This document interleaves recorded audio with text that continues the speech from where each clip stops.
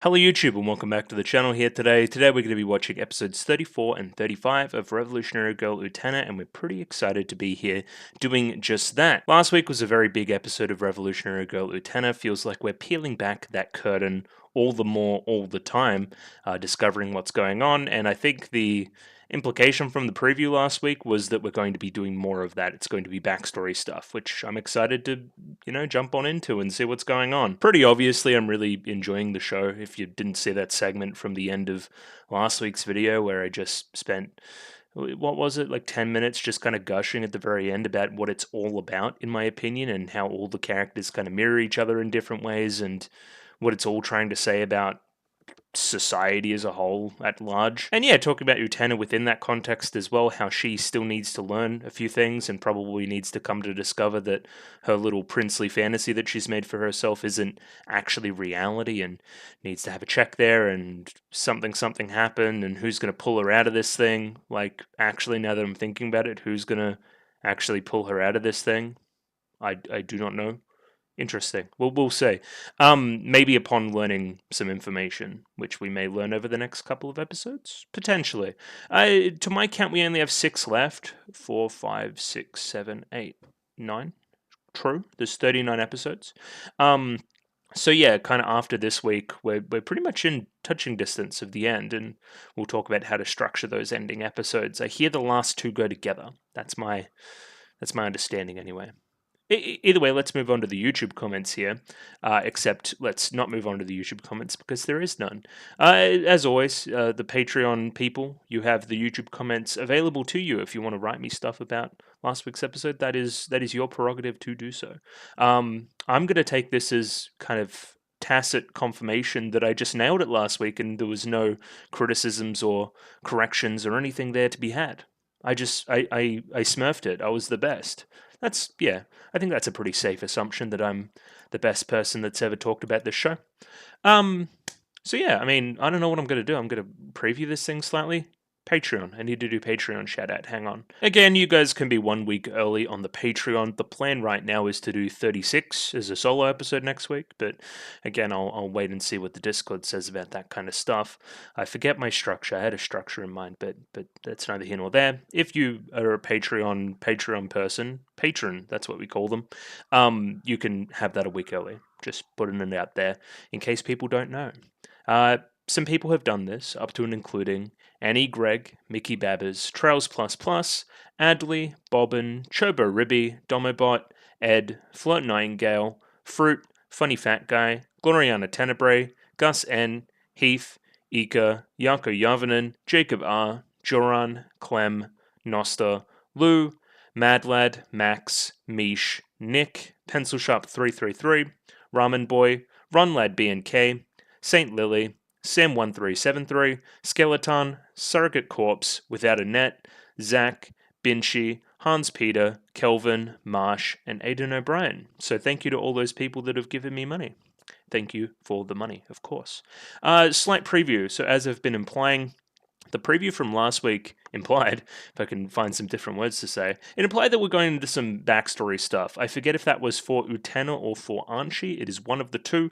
Either way, those two characters mirror each other in a lot of ways, having this prince that was promised, for lack of a better term, and kind of living life in the pursuit of that in a weird way. It's their ideal, trying to grasp onto something from the past, of course. And the thing that really interested me was the Shadow Girls thing at the very, very end of the preview. It said the Shadow Players. So we have Shadow Plays that they've been in every episode thus far, I think. The Shadow Girls doing their little thing, adding context. It's become more and more diegetic in the world. It's become more and more like in the scene, characters interacting with it, responding to it. Do these guys like exist? Is it a weird supernatural thing? Is it something to do with the way that Archeo is also kind of immortal? Sort of, kind of, not really, kind of, sort of? Maybe. I'm open to any and all interpretations there, what the show is trying to say about the Shadow Girls. Because, again, they've been, almost like, outside of a few interactions, a thing that only really the audience interacts with. So, again, that is a breaking of the fourth wall if then, hey, Archeo knew about these shadow girls the entire time, it gives way more validity for the audience itself being a participant in whatever the hell is going on in Utena, which is endlessly fascinating, of course. I love a little bit of a fourth wall break. So yeah, hopefully that happens. I think that would be funny and cool. Either way, I'm going to stop rambling and we're going to jump into episode 34. Discord, if you wanted to do the Discord thing and talk to me about Utena, it's always very much fun to do so. Get into the Discord early because there's going to be polls soon for new shows. Hibike Euphonium ends in like 2 days. So there will be a poll on the channel relatively soon. You can get some recommendations on the Discord as well if that's something that interests you. You can follow me on Twitter and I'll follow you back. I should try to be more active on there. I haven't really tweeted anything. Anyway, that's neither here nor there. Subscribe, like the video. Let's jump into episode 34, shall we? Rightio, I have episode 34 up there ready to go. 23 minutes and 28 seconds on this one, so sync up accordingly with your own copy. I'm using the PGS sub, which is very similar to the Nozomi sub, which is freely available on YouTube if that's something that interests you. If not, there's a picture-in-picture version in the description below for your viewing pleasure. And yeah, we're just going to give this a 3, 2, 1 and jump right in. Rightio? 3, 2, 1, go. Indeed. It's a little bit quiet. That's probably why. 70% audio just randomly. Ooh, it's a bit weird on my ear too. Hopefully the plumber doesn't come. I'm expecting a plumber today, but I don't think he would be here this early. Fingers crossed. Otherwise I'll be interrupted and need to do plumbing things. As you do.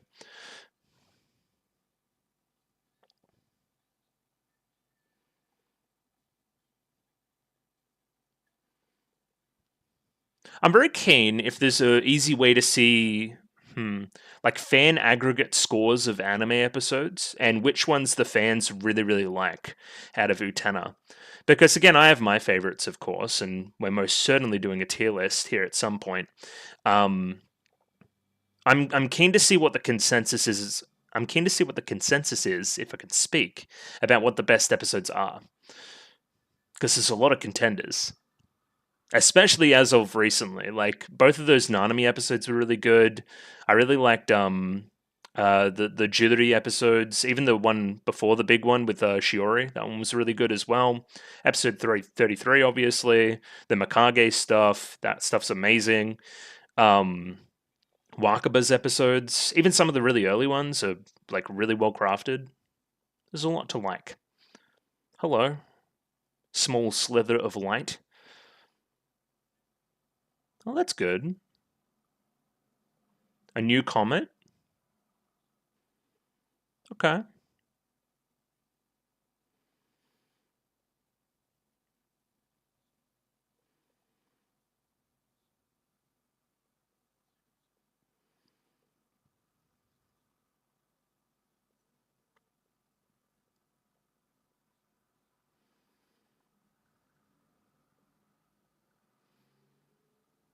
Alright, sounds vaguely ominous.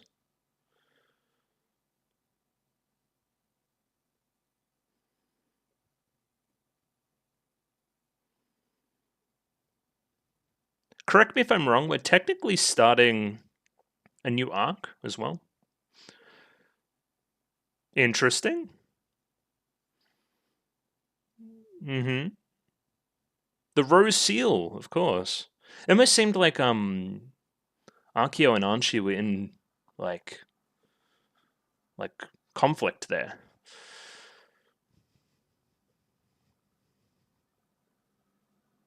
Wait, we're joining the drama club? I recognize that voice.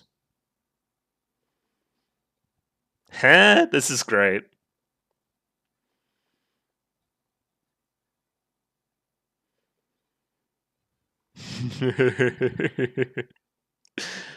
Oh, this is great.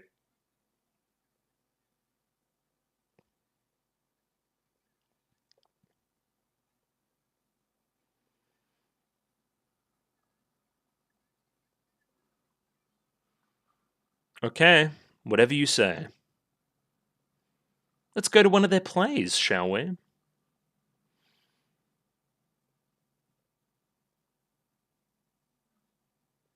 Was that Tale of the Rose Players?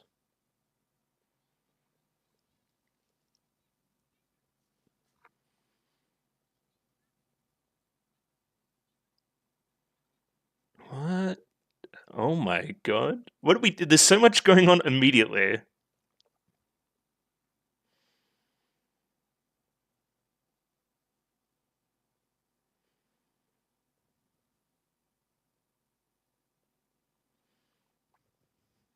I don't know, ever since it became convenient to the plot. Yeah, doing a lot of this episode too.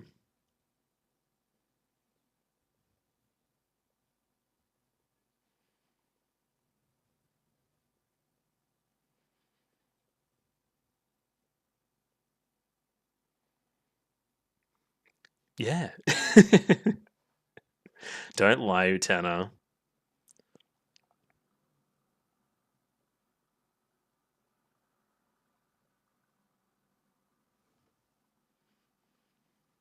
You're seeing everything that's going on, right?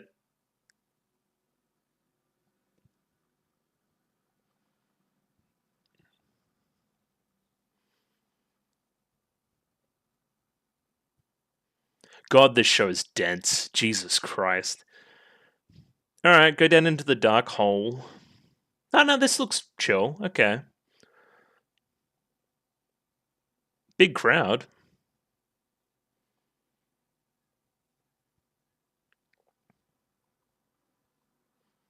What an odd thing to say.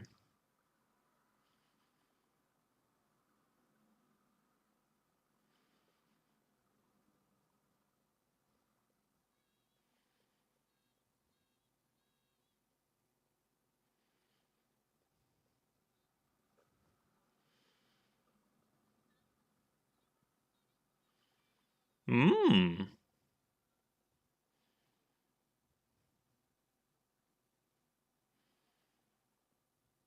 Oh, beware. Thank you. Oh, it's the Kashira players too. Oh, see, I'm smart. Oh,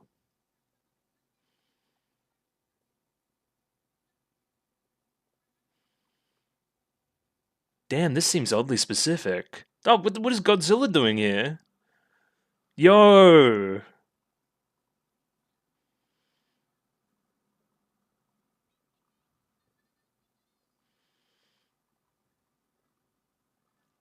Here comes Princey.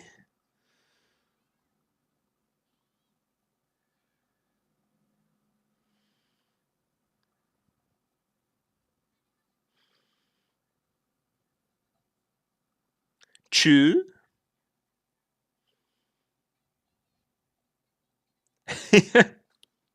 Okay, sure. Oh, what a cool prince. Mmm,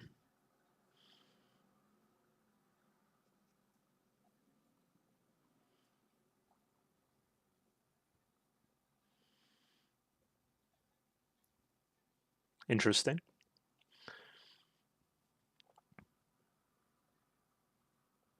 Yeah. Baba? Not the calamity.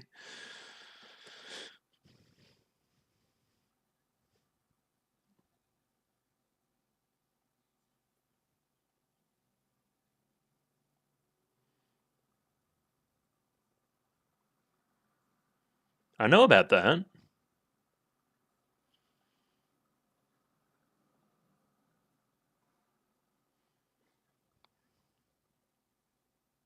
What is the light? Please tell me.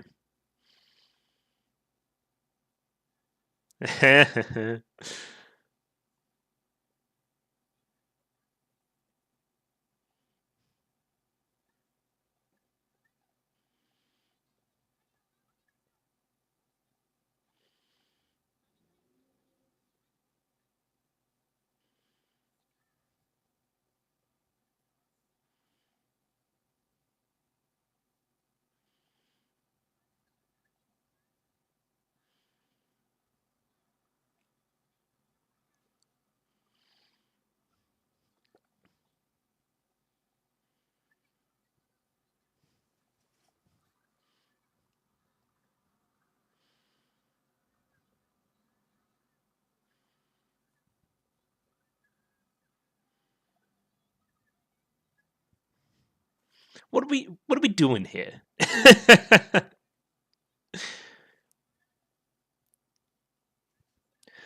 That's what we're doing here. Yeah, I mean, they make it very specific.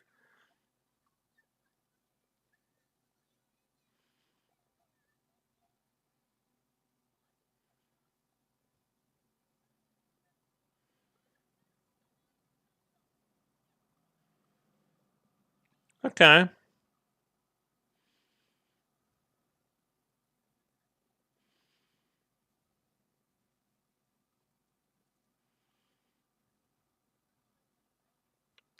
Does she now?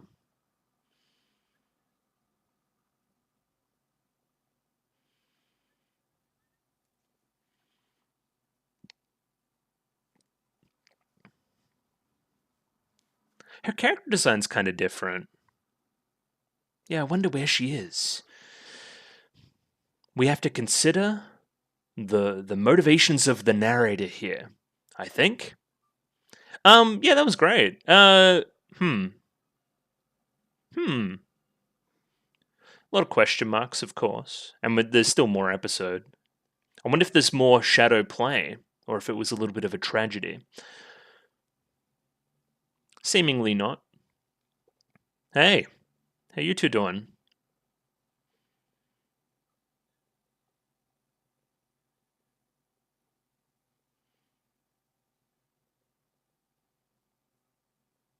Yeah, right.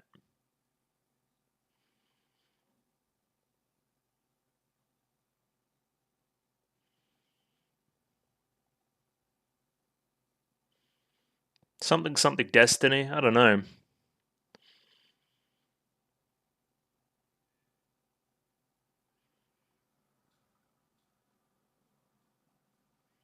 Okay. And the prince did that, evidently. AKA Archeo. Wait, you only just put that together? I forgot he didn't know that. Oh, okay.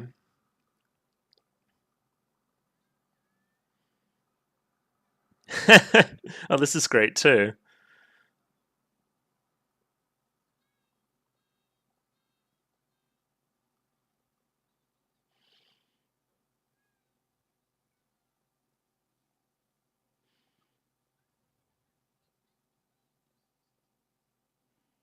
Okay.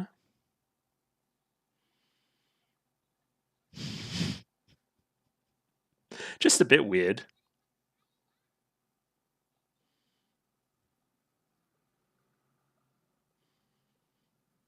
Okay. Are we going to find anybody this episode? Maybe. I feel like we're running out of time. We implied about Torga. Okay, bye. Leave me alone with bro.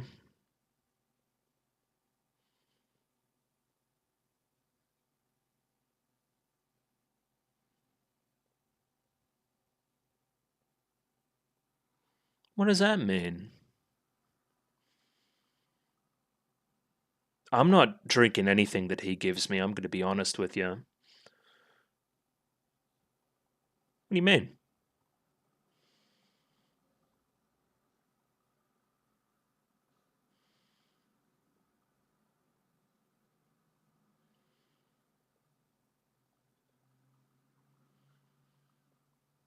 What a nice thing to say.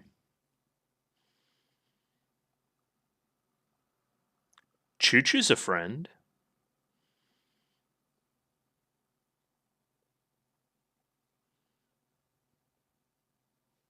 So we're still doing this. That's good.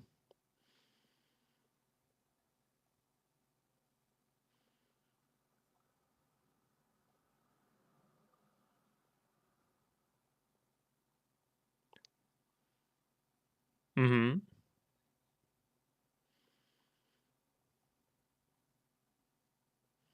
Common sense.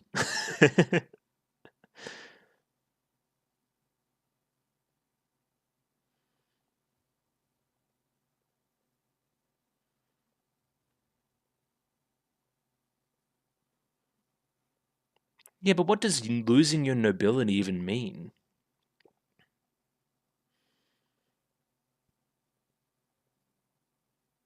Yeah, tell me about it.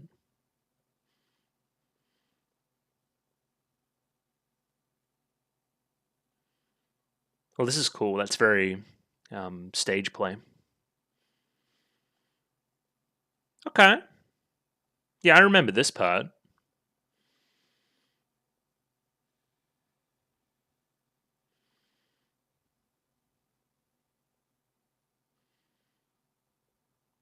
Yeah, cool. And then they go away.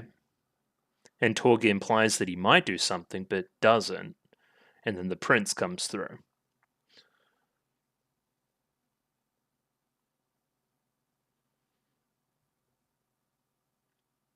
Sup?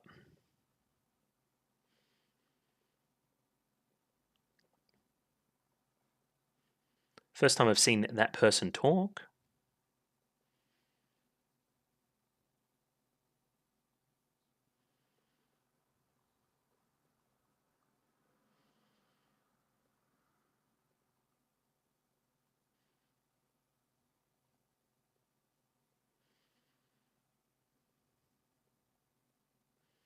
Okay, bye.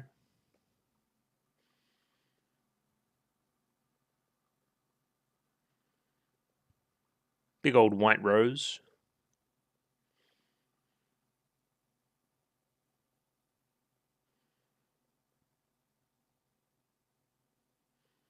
Huh.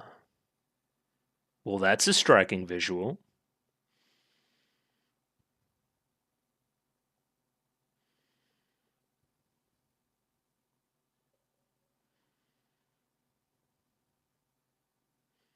Okay.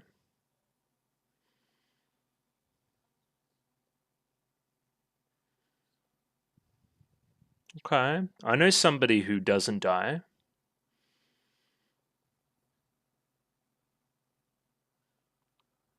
This is almost very Madoka now. That's cool.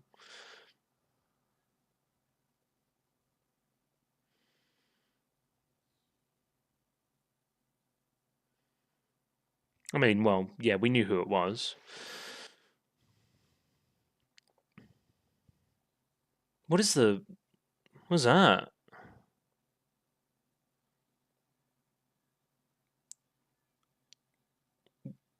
What?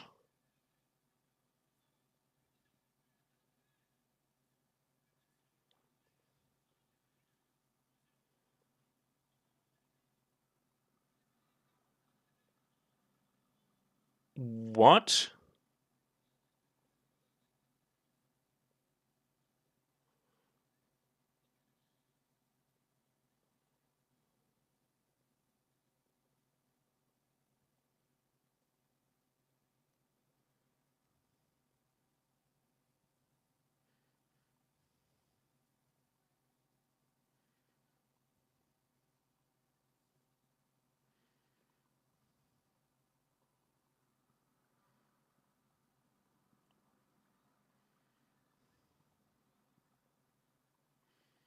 Yeah.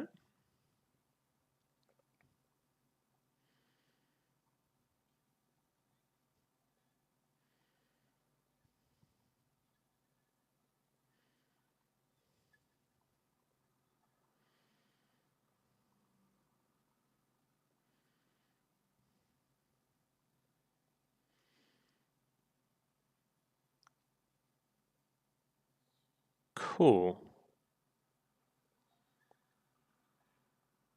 And then, yeah.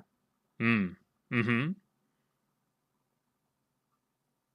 Just murder her. That'll work. Now, listen, I thought I was going to sit down here today and have a nice, like, breezy episode, which didn't have, like, much to talk about.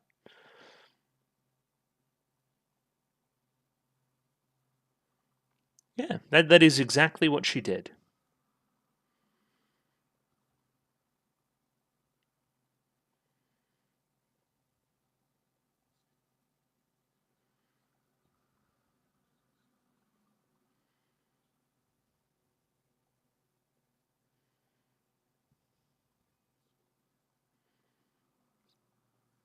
Okay.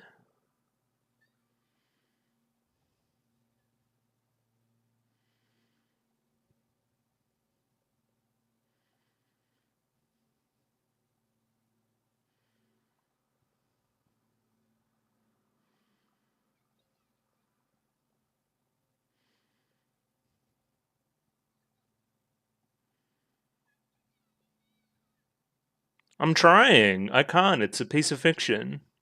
I would love to save her. Oh, here we go. I've seen that one before.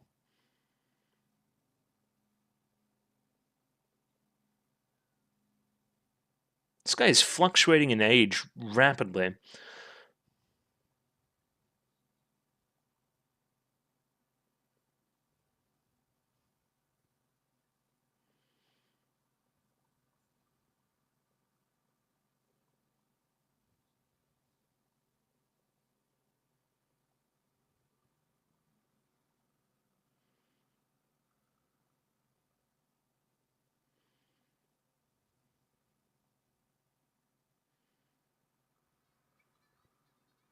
Perfect. It's exactly what was said before.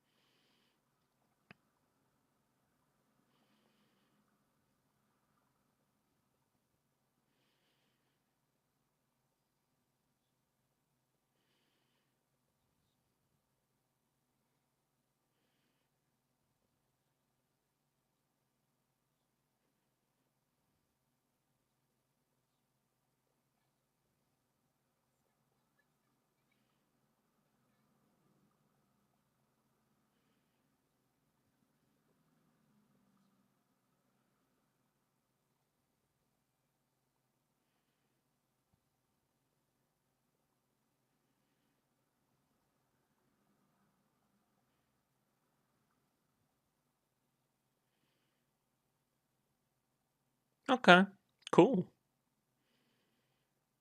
Guys want to talk about anything else, or?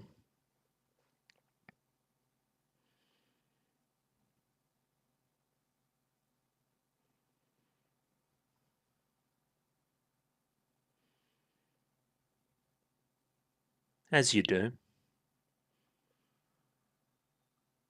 Oh yeah, because of course you would not like remember it, but kinda. Um, yeah, I'm kind of lost for words. I don't know what to say about that. Well, I do. I have way too much to say. That's the problem. So the first thing that I have to do is address this in kind of combination with what I was talking about last week. With hey, there's something about her fairy tale, the thing that the fable that she keeps telling herself that is kind of fake, that isn't correct. This is the truth, but also not really, because it's the true. It's true in the greatest essence of the words, right? But it's fake in that it doesn't show certain elements of context, which kind of save it in its own way, right? Now, my question is that hey, we've been shown many times, up to and including in this episode, that being a prince ultimately leads to bad stuff happening and self-sacrifice and blah blah blah blah, all these different things. How does that come to the fore now with Utena, right? Like that's all well and good, but being a prince in the little thing back in the day with the prince and Archie, that led to his like demise. He was going to die if he kept being a prince. You see what I mean? Like that can only spell bad things. How about next episode though? We're doing Torga, okay. Kinda. Horses are kind of scary.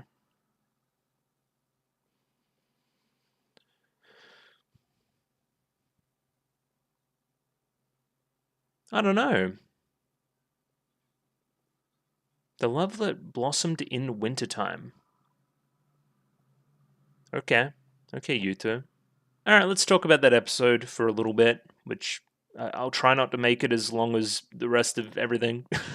We'll say. So that was episode 34, and I guess the first question here is how much of this should we even like take as fact? Pure fact, I guess. The essence is there, yes, but like, should we take this shadow play as actually happening? Is this actually happening, or is this just kind of a retelling of a fable in a weird way? And we've got to think about narrators here, right?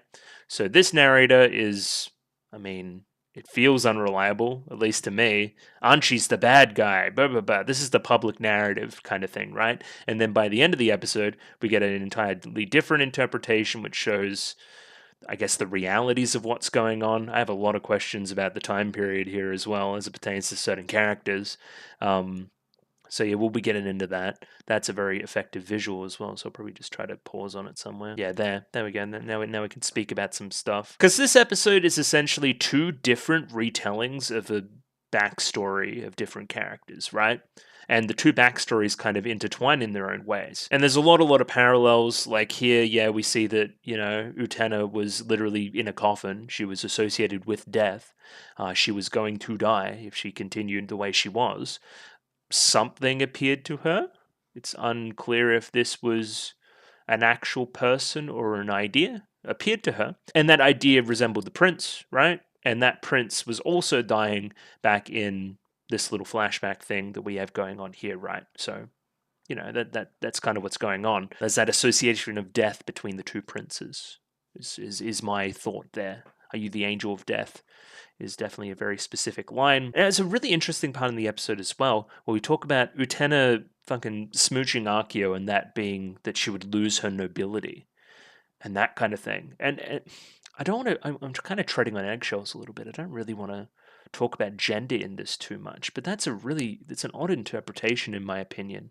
Like, hey, that, after you achieve a certain amount of maturity and you start smooching boys and whatever, then you lose your nobility, so to say. You regress into a princess role as opposed to a princess. Is that what we're getting at?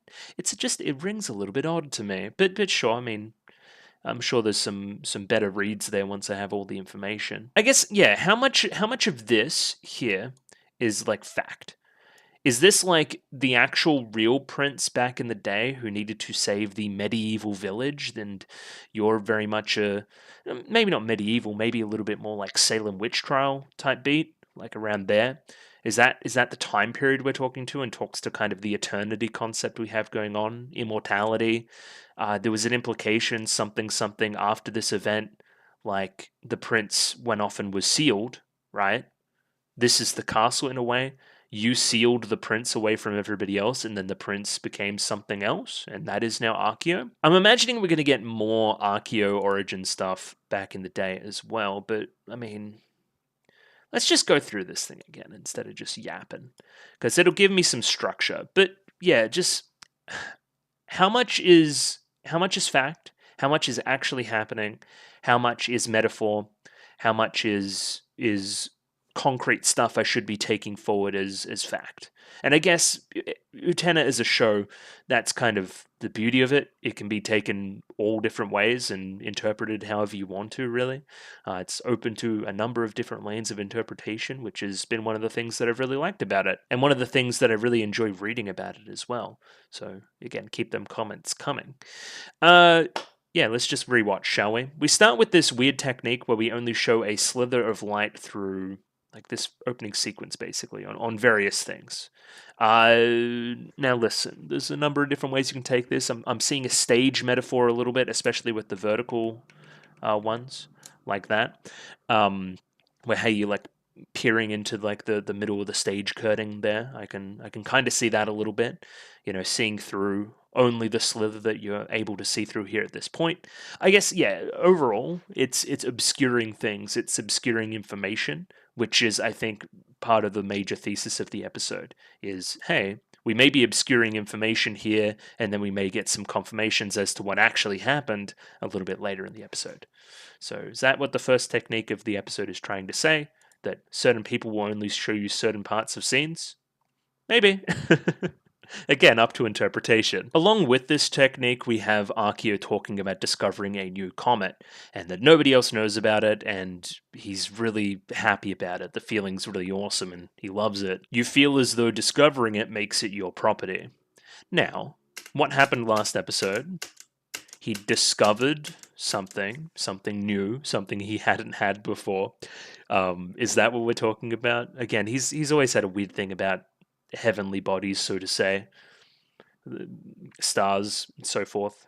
I don't know. I don't know what we're saying there, but yeah, it could have to do with episode 33. And then, yeah, saying that aloud to Archie is like mega giga weird vibes. So, I mean, Akio's like a creep. What's new? And if, yeah, we're talking about Utena, this new comet, it belongs to no one. These two almost seem like they're in opposition. This being the new thing in a new arc, right? Like, yeah, this kind of stuff. The turnaround there, the turnaround there.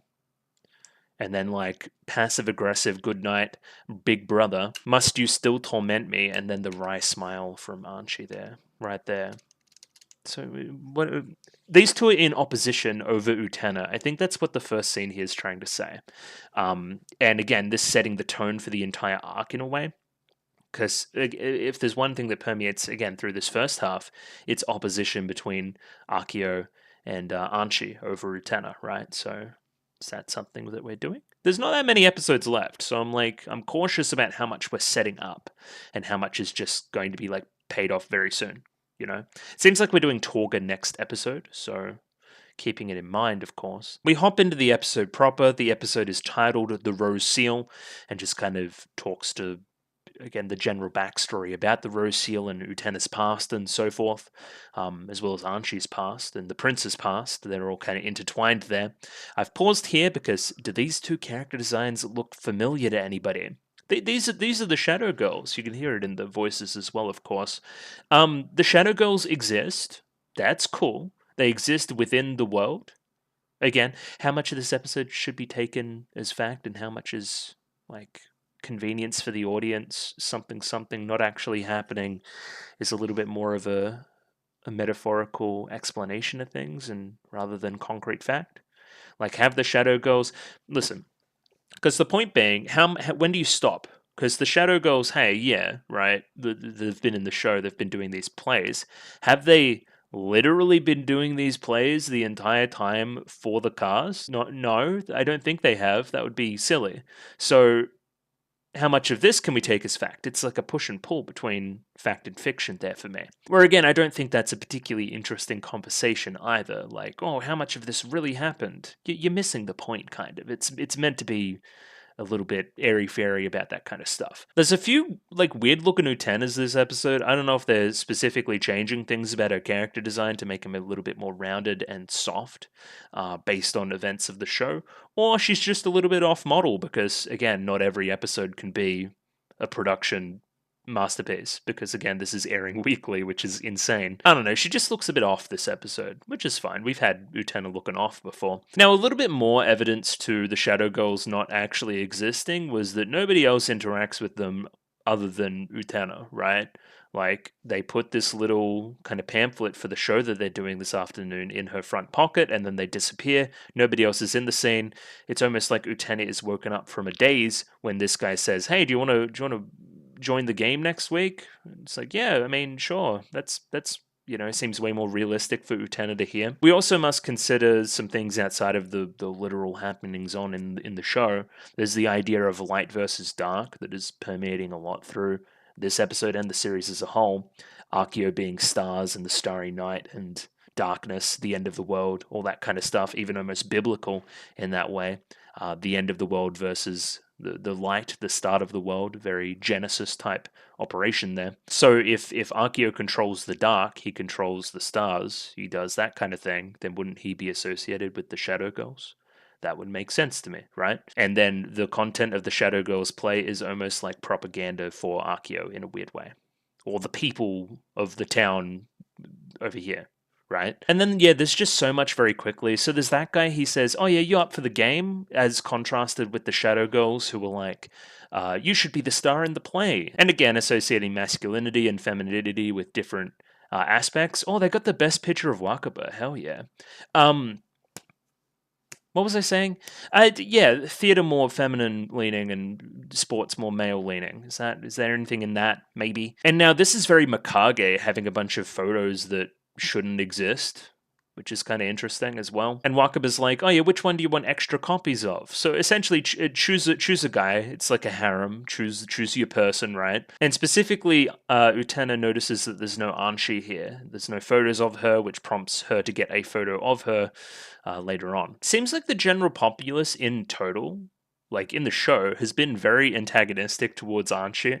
They just like straight up don't like her sometimes for no reason at all, basically. And when they do like her, it's in so much as like her. She has no friends, is what I'm trying to say, right? Like, is this lingering on conflict between the general public at large and this idea of witch Anshi? Does that make any sense to anybody? Like, there's lingering resentment there, even unknowingly, towards this person based on some broad concept of a curse or something. Does that make any sense? Maybe. I also like this visual here of Choo Choo having to do a balancing act in front of Anshi, right? As we've said before, Choo Choo is a little bit of a view into some other aspect of Anshi, having to keep this balance up between the different parties that influence her and that kind of thing. Wanting to be all things to everybody, of course. Oh, yeah, even there, Wakaba's like, since when does our school have a drama club? Yeah, I don't know. Again, not an interesting conversation, but I keep talking about it. So, yeah, I don't know. Either way, continuing from the photo idea we had just before, we have Utena here wanting to take a photo with Archie as a bit of a keepsake. And we watch this scene specifically because it's a bunch of conflict between Akio and Archie, right? Like, Archie will basically perpetually have this face the entire episode. You know, just kind of closed eyes, vacant smile, she's secretly planning under it all, is my thought, right? Because here's one of your biggest examples, right? You have Akio trying to sneak into the picture after being invited and put his hand around Utena. Bit of a hover hand Andy here, and then Anchi obviously notices this and says, "Stop that, Choo Choo." And then Choo Choo's in front of the lens, and then we kind of back off there, and that stopped him from putting the arm around as well. Protective of Utena. I like that. And then standing in the middle, another really, really obvious one. You're not going to be able to put your hand around Utena if I'm standing here. And then Utena explaining that she's been invited to a play after school and that they should all attend. There's also the very end of that scene where Anshi says, "Oh, sorry, my eyes were closed." Were they really closed is my point, right? And yeah, what does closed mean in that context, right? Because it's like, oh yeah, should we take the photo, blah, blah, blah, blah, blah. There's also this piece of sound in the scene, almost like a bomb coming up to detonate, but it's the sound of the camera flash, like it's the countdown before it takes the automatic picture. So there's kind of this tension, this rising kind of thing in the scene, almost like an explosion by the very end when she says that she closed her eyes at this specific moment. So yeah, she was closing her eyes before, but now she isn't. Okay. And then yeah, sorry, I closed my eyes. We need to take that picture again. I don't know, maybe secretly really like scared about the shadow play or something and wanting to delay it. Or I don't know what else. Why would she close her eyes? Because it seems like she purposely closes her eyes there. I'm unsure. Here we have the Kashira shadow players. The shadow girls, they say Kashira, Kashira, like that. It's like something about wonder, something about I wonder. Is that what we're talking about there? I would imagine so. Again, I said I would stop talking about it, but we go down this like creepy hole, right? And then we don't see any faces here for the theater club. And then it says Tale of the Rose on a big chalkboard. And then Akio says something like, life is a big play. You're either, an actor or the audience. You're either important or you're not important. You're either a player or you're not a player. And you're like cringing because you know what he's talking about. This feels like it's a big ploy from you. No? At least a little bit. And then kind of saying like, oh yeah, theater is real life as well, right? So you should believe what's in this play, Utena, right? You should believe this and take all the stuff in it at face value and don't think about it at all. And yeah, I wonder why no one else came. It's really early. It's like, yeah, it's almost like it's a play entirely for one person. Now again, I mustn't neglect the fact to talk about the same thing I've talked about many times before, which is the Shadow Girls and their scope expanding, right? So, first time we saw them in a little spot like this. The next time they were blown out into the hallway of the locker rooms, right? The next time they were in a even bigger section and characters interacted with them. They were literally kind of broadcast and projected onto a piece of the scenery of the scene, right? Most notably, last episode, in episode 33, we had Akio having a conversation with them over the phone, right? On a radio show. We didn't get to see them, but it kind of confirmed that they existed and were kind of in cahoots with Akio in a weird way. Somewhat, right? Now this is a straight up play where we have an audience, a perceived audience now. That there is somebody in the show who is an audience to this. We have been the audience in the past, but now there's an actual audience, Like there's literally like commentary and discussion about what the characters see in the shadow play. It's becoming more and more tangible as we continue. The shadow looms larger and larger, of course. And yeah, I just think that's neat. As more things are being uncovered, more things about the Shadow Girls are being uncovered as well. It mirrors the reveal information in the show in a very nice way. Now, I thought we were going to do way more of this. I thought we were going to play some elements a little bit more realistically and, you know, out like this, but purposely it is kind of fake because it is presenting fake information. It is presenting one perspective which isn't the truth as presented by the end of the episode, I believe. Let's talk in generals first before specific pieces of dialogue. The idea here is to present a pretty stereotypical fairy tale, right? Think about the fable that we've seen a number of times at the start of the show. You know, it seemed like a pretty stereotypical princess prince type story. They're presenting a very similar thing here. You know, the kind of thing that a high school production of something would put on, you know? There is a prince. The prince saves the princess from the monster. There is an evil witch who is somewhat jealous as one of her motivations, and that, you know, propels things forth. I just named some elements of, like, 7 different fairy tales. So, like, you see what they're doing here, right? However, it's only when we peel back the curtain and see that things aren't as typical as they seem is when we get our actual answers towards the end. A couple of interesting elements. The prince is always after a kiss. Like, he's like, mwah, mwah, mwah, always like that way inclined. Seems like it's after the reward, the rewardification of the maiden, rather than, you know, wanting to just like save the person. And the Shadow Girls are pretty funny. I like the joke here about like the Christmas Eve booking of the French restaurant. I think that's pretty it's on the nose, but it's funny. And now, in a fourth wall break of the play itself, the princess here basically turns to the camera and says, yeah, back in the day, all the girls of the world were princesses, right? And the prince saved us all. That's how it worked, right? And that's when the world overflowed with light. That's when it was awesome, right? And now we have the witch who's going to tell the prince something, right? There is a calamity being planned, right? Someone is plotting to steal the light of the world. You know, we've implied before that the prince was the light. He was the one that brought the light to the world, and you know, we'll have information reveal here that you actually planned this entire thing and you want to steal the prince, steal the light, steal everything from every other girl, right? That's the implication of the shadow play here. And again, we're pretty subtle about who the witch is here as well. We say a witch, and then we pan over to you. It's like, oh yeah, and you're just putting on a brave face for the play when this is, you know, pure propaganda. Surely you know about it, the castle that floats in the sky, that's the witch's castle. And that's the place where she's going to seal the prince, right? So we've envisioned this upside down castle, kind of the reversal of a fairy tale as well, so to speak. And then we get the confirmation later on that it's just like a house. It's just like a log cabin. Like there's something in rumors spreading and stories being told and things being exaggerated and the true, I guess, the true events not being told. That's what we're getting at here. Like, there's already inconsistencies with this story as opposed to the reality we're presented with in the end of the episode, right? And we're very direct here as well. The prince himself asks what the light of the world is, right? And we go through them and we get some nice silhouettes of the different characters, right? It is that which is eternal, that which shines, the power of miracles, the power to bring the world revolution, basically the thing that motivates everybody, the motivating factor, the thing that we've talked about for these various characters that were silhouetted on screen there before. What is at stake is saving that for everybody. Something, something, power of Dios, something, something, God, something, something, devil. You know what I mean there, right? Like, this is good. This is the motivating factor. We want to preserve this. And that way, Akio can frame himself as a hero by giving all these people their various motivations. You know what I mean? Well, the prince can frame himself as the hero here. And Anchi, she's the one stealing it away. She's the one that doesn't want this. Blah, blah, blah, blah. Like, again, it's all a little bit airy-fairy at the moment, but I kind of see what they're getting at here. And then something, something, the car ride, the end of the world, showing them eternity, that really motivates everybody to do what they need to do. Does that make any sense? And then, yeah, the reveal there that the prince is the light after all, so...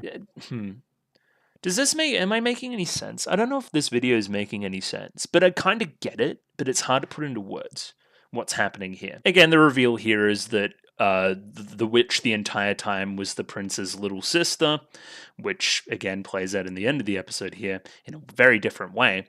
It goes to show that the little sister wanted to possess the big brother prince the entire time and wanted to keep her for himself and seal him away, at the detriment of everybody else. If the prince is for all the princesses of the world, then you're greedy. You're taking him away from everybody. Boo! We hate the witch. We hate the little sister. She sucks. And yes, she is the one that will bring the dark. She is the one that will snuff out the light. All these kind of big fantasy-esque concepts. Of course, in reality, that's not really what's happening. Again, even to make it more obvious, we relate the different characters to different people. Like, Utena's taking in this information, right? She's like, oh yeah, he's the Rose Prince. She's the witch. Yeah, all that stage direction stuff coming through there, which is cool. Now, I think this is very clever as well, and it takes a person that's a little bit more versed in the actual history there for mine. But the witch trials, the witch hunts, that kind of thing, right? The choice for women between becoming a princess and becoming a witch. You're a witch if you don't do certain things, and you're a princess if you do other certain things, right? And how that is, predicated on some of the stuff around Salem witch trials and what actually constituted being a witch back in the day and that kind of thing. Propaganda, hearsay, divertive tactics, just straight up lies, just trying to get people killed and imprisoned that, you disagree with. It's been, the witches don't exist, magic doesn't exist. I know I'm breaking hearts there by telling you that. So what was the actual motivation behind all these witch trials and that? Is it, gender violence based, maybe? Kinda. People didn't fit into a certain norm and we killed them. You know what I'm saying? Women will either be the image that men want them to be or demonized.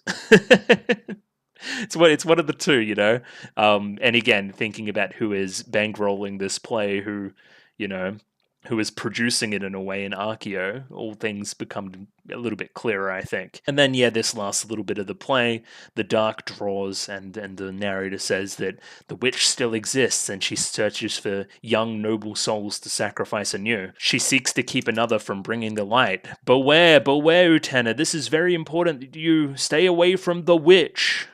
I don't think she buys it. I think, by the very end, she very much doesn't heed this evidence or this warning. And then we have this small scene here after the ad break, which kind of talks a little bit more to next episode, I'm guessing. Torgi is ramping up to fight Utena again, right? He's practicing with Saionji because he's got another fight on the horizon. The fact that she continues to win, even without the Sword of Dios appearing, is causing someone some concern. So that someone's the end of the world, is Archeo, right? So the Sword of Dios doesn't even appear. I haven't been noticing that. Has it not been appearing? Is that because we're pulling a different sword? We're pulling Anshi's sword, no? Is that what we're getting at? It's a different sword? Am I stupid? Is that what we're talking about? No, Anshi's pulling Utena's sword? What's even happening? Am I stupid?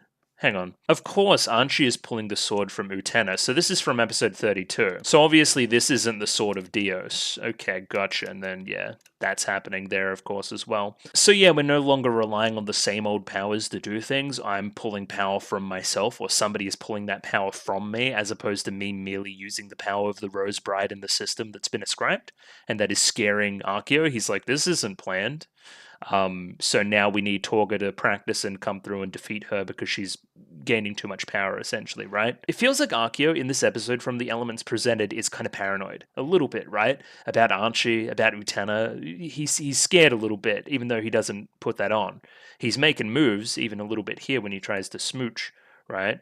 That, he's trying to gain power again, but that may not be the reality that we live in anymore, that he has all the power. Now, this was a surprise to me as well, but apparently Saionji didn't know who the girl in the coffin was, and now put it together that it was Utena. And the thing is that she was shown something eternal. She has something over the rest of us. blah, blah, blah, blah, blah. She's the chosen one. We need to defeat the chosen one. Now, the Shadow Girls segment here is quite interesting as well because they're directly responding to the play that they put on earlier in the episode, right? Our play today went perfectly and they're, sipping bubbly in the bubble bath, so to say. And I think here we're just being a little bit self-deprecating. Like, the girls are like, yeah, she's talented, she's a good actress, but she's also a little bit weird because she's like bubbling around in the bath and saying I'm the little sister and I'm the princess and all this other stuff. You don't have many friends. Yeah, we don't have many friends. We're just kind of trapped in our own weird shadow world. It's implied that the one that's deep in the bath that's sunk in also turned on the tap, which doesn't make any sense. But yeah, we're making the shower bath go on. Maybe it's cold water and making them feel bad for calling her weird. I don't know, fucking something went on there. It was strange. Now I love this shot here, like really far away Archie saying that she's going to bed, going to sleep, and then, backing up there, blah blah blah blah blah. Like she's still watching, She's like, because aren't she still weird? Because, hey, some episodes she's all for saving Utena and getting them in the way and fixing things and protecting her unknowingly and that kind of thing, right? And then some episodes she's like completely subservient to Akio, like he has some kind of control over her. What's the go there? What's the change? Or is it just dependent on the day? Like, because this guy is like a manifestation of your prince still. So I thought that Archie's so weird. Like she's sometimes she's one way, sometimes she's another way. And I'm wondering what predicates that. I really am. Because yeah, hey, earlier this episode, right? Like she's protecting Utena, right? She jumps in the way here when he's being creepy during the photo. Like literally that's what she does. And then like night falls and she needs to go to bed and then she's less protective? Is that what's going on? Or is it a test for Utena? I don't know what's going on. And then he gets his groomer on. We don't like this grooming piece of shit, of course. And he he tries to gaslight her into thinking that Anshi sucks. It's like, it must be tough being with her all the time. It's like, nah, she's a good friend. She's an important friend. And then it's like, well, what am I to you then, if not a friend? And it's like, well, you're being a creep. It's whatever. but yeah, he's trying to again wedge himself between these two the same way that Anshi was wedging herself between those two early in the episode. So they are fighting over her. Yeah, this scene here definitely has like episode 33 vibes, and I didn't like it. Just kind of like the nervous eyes and everything, like back here. Like the eyes going everywhere, kind of darting back and forth. Like she's unsure about what's going on. She feels like she's being pressured. I wanted to note here, there's a specific like transition here between like Arkia looking like that, it feels like, and then to like he becomes shoujified here at a moment, right? It's something about the line work, I think. Either way, Utena ends up denying the kiss, saying that he told me to never lose my nobility. And this is one of my major questions as well. What does that even like mean? What is nobility in this context? Like not kissing boys? Is that what that means? Maintaining a princely demeanor as opposed to a princessly?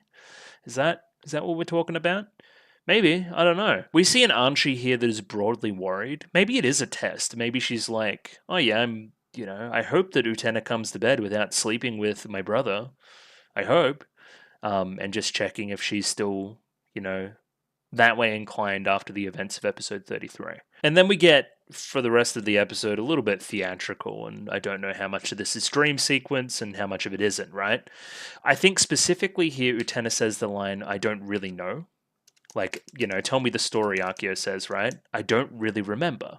But then we see through this dream sequence that she actually does remember and doesn't want to reveal this information to him. Is that a thing? Or maybe remembers in the deep recesses of her mind? And obviously we have the stage direction stuff going on here. We silhouette out Utena into the darkness and then the light comes down, the spotlight on the scene we've seen before with a young Torga and a young Saionji. We also transition here from a silhouetted Utena in the coffin there to a Utena that has some real life features here. Like it's a little bit more closer to reality. And then she's like Undertale style, sleeping in a bed of roses. So the pink roses are obviously very specific as opposed to the white roses. And yeah, just kind of like it gives death vibes. I don't know why, but it does. And this is the first time we've seen the prince and seen the prince speaking, right? And the first question that Utena asks is, are you the angel of death? And it's like, no, I'm not. I do not serve death is what he says. So I don't come here to take you to the next life. I don't come here to kill you, to separate you from this mortal plane. I instead come with something else. And the prince is somewhat pretty, and that is something that motivates Utena to follow him, which is interesting, right? Now, the prince is a concept, and the prince has been sealed. If what we believe to be the case is this being fact, he has been sealed. So why is he appearing to Utena right now? Is it an act of destiny, something like that? I don't know. Obviously, the big white rose in the background, that kind of princely vibe to it all. And we stand at the precipice here. There's a separating factor between us and what we're looking at. And yeah, what are we looking at? We're looking at that. We're looking at some Madoka style bullshit. Another thing that strangely came to mind upon looking at this visual was all those forks that were in the apple, right? So, and it almost looked like Akio was peering on the apple with the forks and like knowfully acknowledging something. Does that make any sense? Like it's almost like he's aware of what this metaphorical apple with the forks represented, and represented the forks that are currently in Anshi, keeping her in place. I've noted as well that I think that the prince's character design like fluctuates wildly this episode as well. Sometimes he looks like he's like 6'3", and sometimes he's not. I don't know if that's purposeful or not, or again, just, you know, anime productioning. We have the explanation here from the prince about what's happening to Anshi, the Rose Bride, the witch. She does not die, she isn't allowed to die, she simply lives on in agony in a kind of purgatory based on her sins, right? It is her punishment for taking the prince away from the girls of the world. Now, is this the actual truth? Let's explore. They still tell the tale even now, the tale of the rose, which I believe was the name of the play from early in the episode as well. So they tell the tale, they do, but here's the actual order of events. By the guy that was there? So, okay, a couple of things. One, this is a fax machine, no? I would imagine that that's a fax machine. It is anachronistic. That is something that I didn't think about before. Can you kind of see that? If you can't see that, let's just do this for a second. There's a fax machine down there. That would be an anachronism in the kind of medieval-esque, Salem witch trial-esque scene that we're presenting right now. Based on the costuming, based on the farmland, based on the place that we're in. Does this thing even have power? Like, what's going on here? Like, why is that even there? What? What are we doing? Why? I can't think of any reason why that fucking fax machine would be there. Why? That's so funny. Anyway, we have the adoring crowd here, if you can call them that, asking after the prince. Their town is in jeopardy. Their daughters need saving. There's, he needs to go out and do stereotypical prince stuff. But he's on, like, death's door. He can't do it all, right?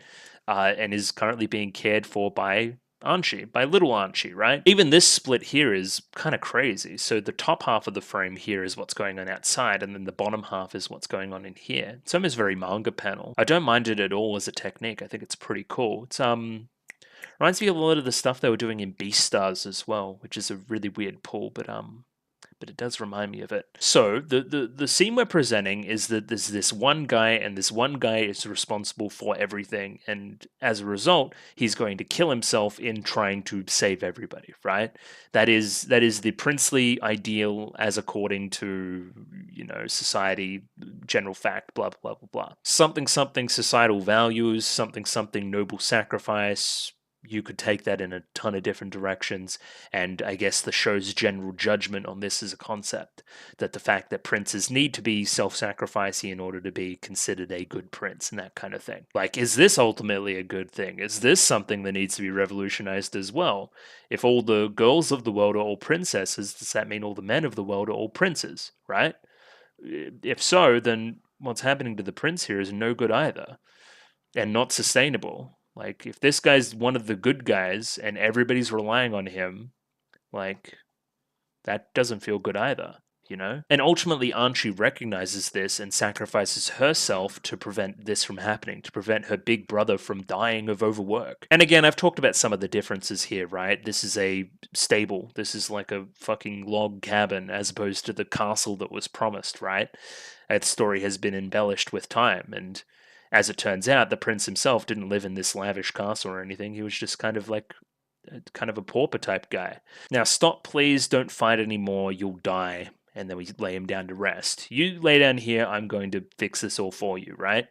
So, as a result, she puts everything on her back. She's like, I'm the one that's possessing the prince. She even tells somewhat of a lie here to protect him, right? In this way, she's ultimately being a prince for the prince, which is interesting. She's sacrificing herself for his benefit. Now, she puts herself out here. Dios is no longer here. He belongs to me now. And then the mob turns on her, essentially, and starts stabbing her and blah, blah, blah, blah, blah. This is her punishment for doing so. We go pretty big scale here with the punishment. Like, oh yeah, this is an eternal curse type beat. I kind of skimmed past it as well. Dios is Spanish for God, I believe, something like that. So this guy is just named God.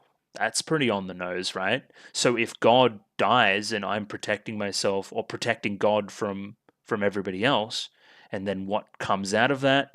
Something Archeo associated with Lucifer, with the devil. You know what I mean? Yeah, there's quite a bit going on there. And then, yeah, she automatically gets called a witch for possessing him, blah, blah, blah, blah, blah. It's a pretty violent look at everything there. Another note here, we have almost angel wings coming off of Anchi here, so... But like a subverted angel, like she's somewhere in the margins there between angel and devil. There's quite a bit going on here. If you didn't already know. And she sacrificed herself to save her prince, even though she was the one that truly loved him. And what is love beyond sacrifice? You know what I mean?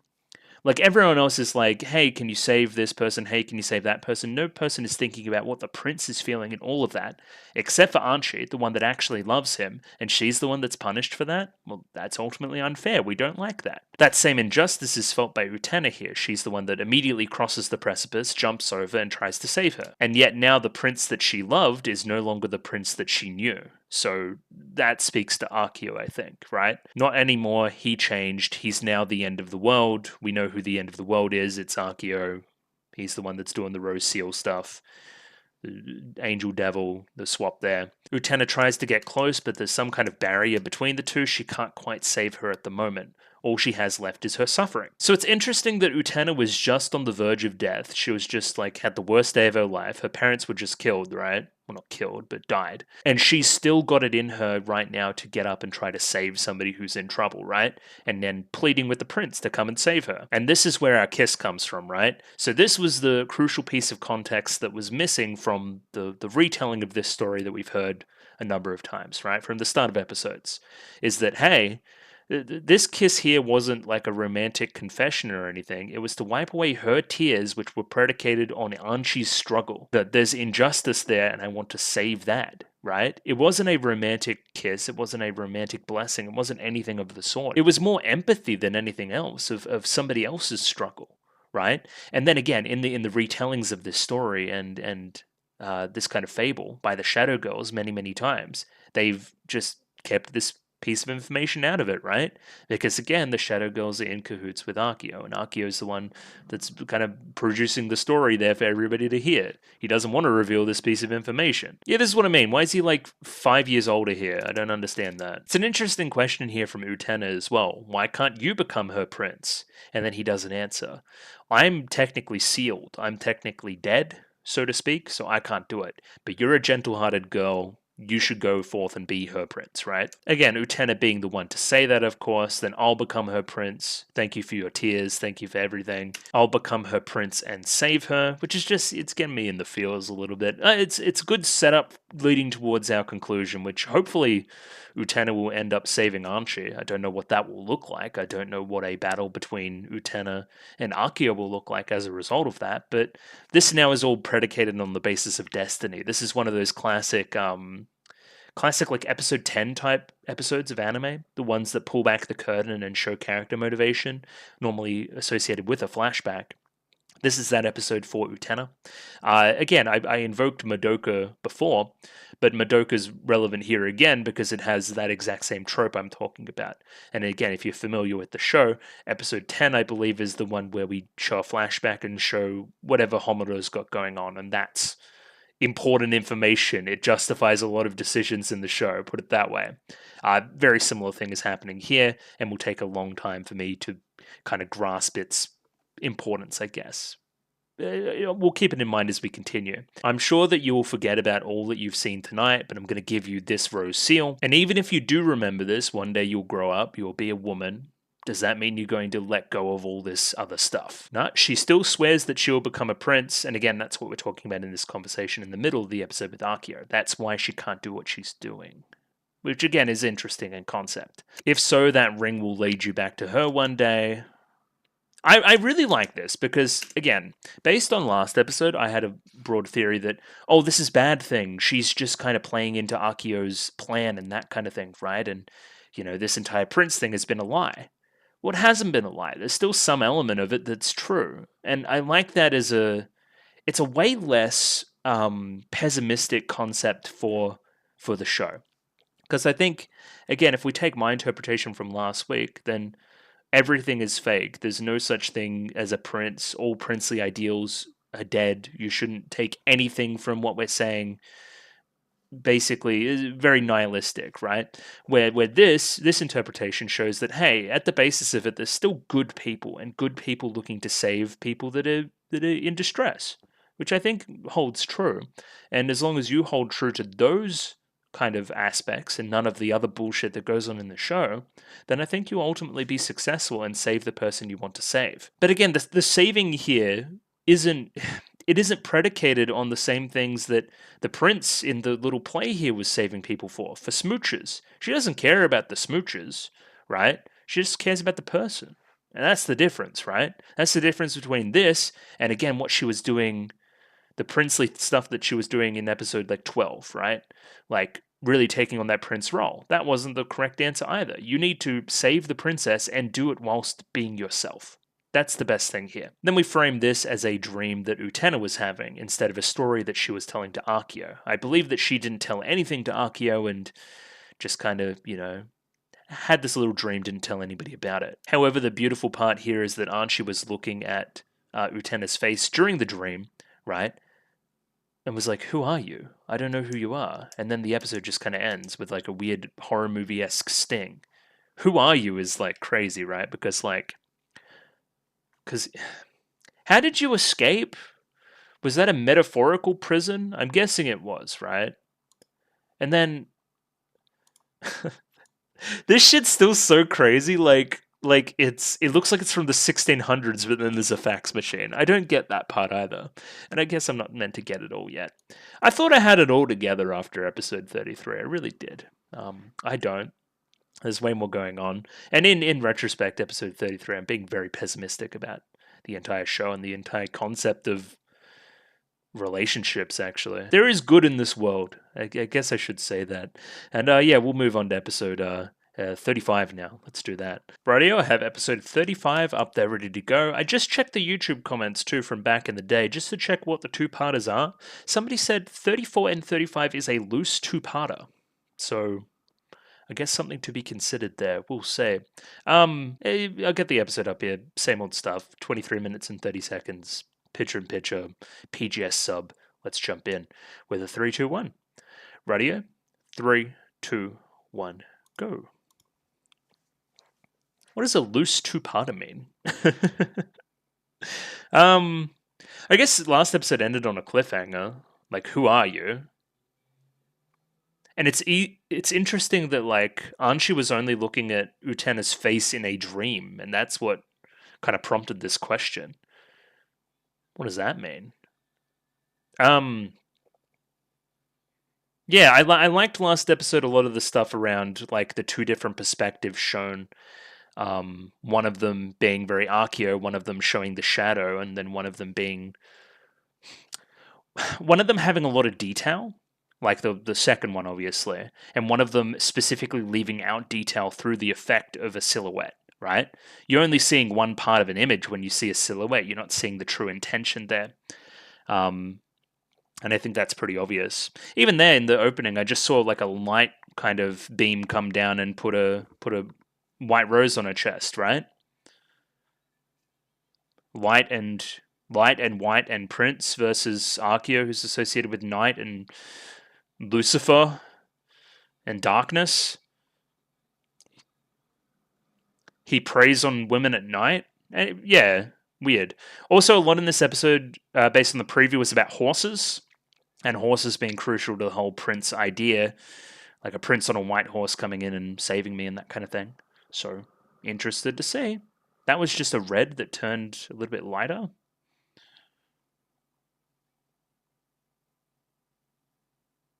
Mm-hmm.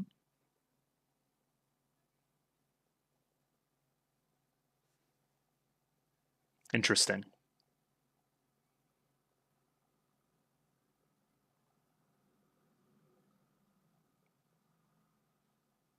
I love this because it gives him like destiny type importance to the relationship with Archie now, right? Saving her, so to say. What am I saving her from? Is another interesting question.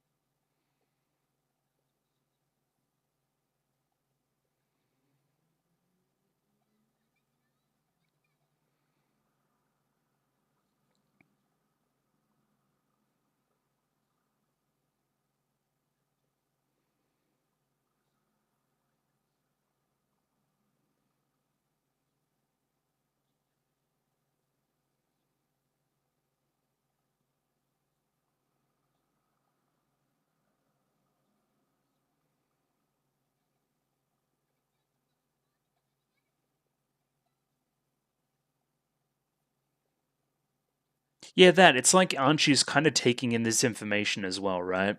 From back in the day.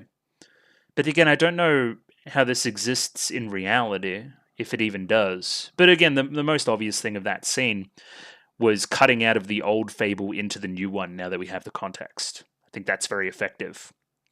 Hello, Carboy.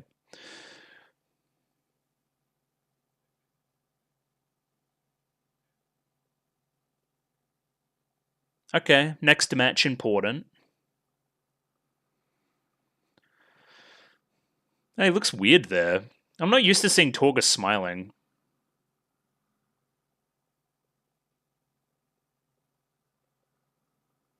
That was a cool transition. I liked that. Utena I. Yeah. Mm-hmm.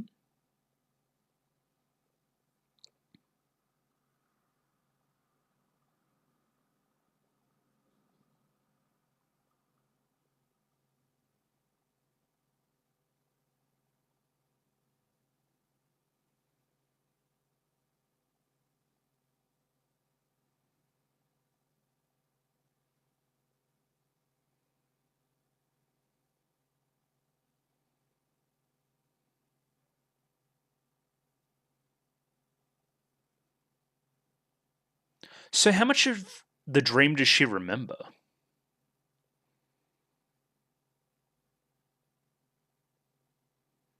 Yeah, she doesn't, but she kind of feels like she does. Yeah,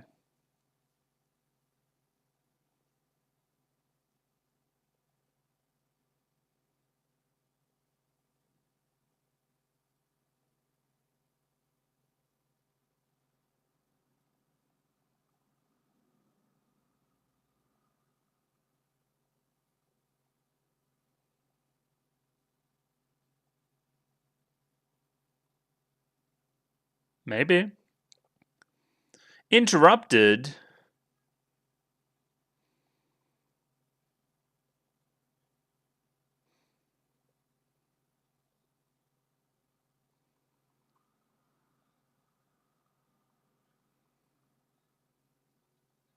Rose Seal.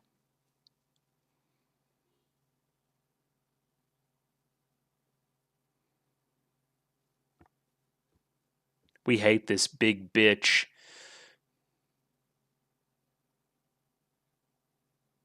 Okay, bye. Do the bye bye. Remember that?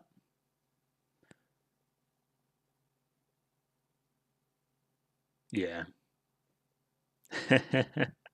I'm happy that we got to see that. That's been the vibe for a very long time. Yeah, and this guy's still trying to like talk down his little sister.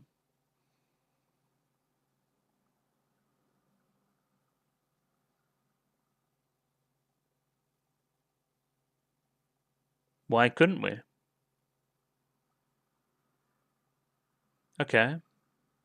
What a weird tangent.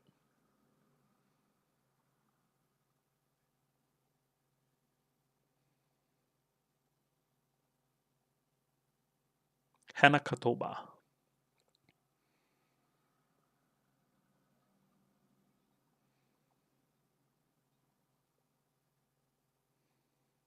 Look at this weird maze that we're in.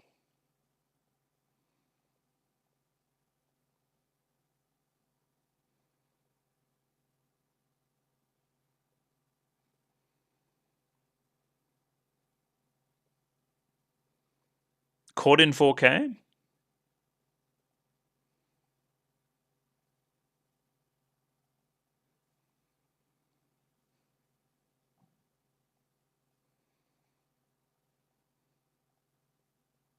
What is happening?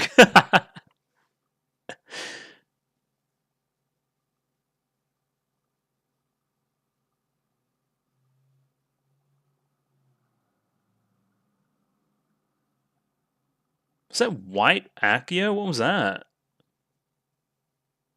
Mmm. Man rib.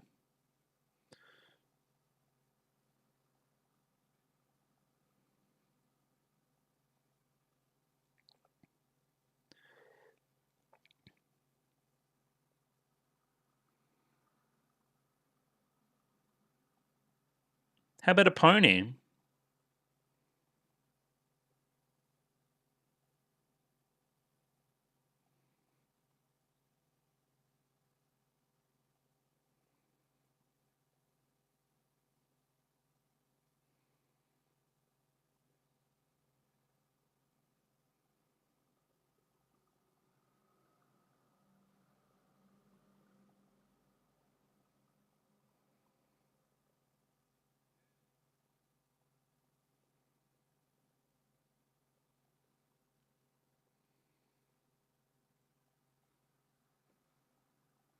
What? It was like a horse.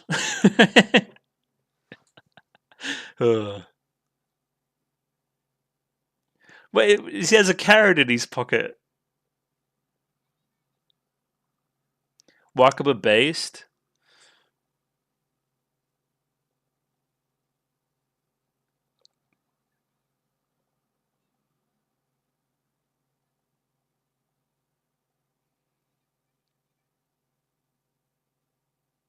Does she even have her ears pierced?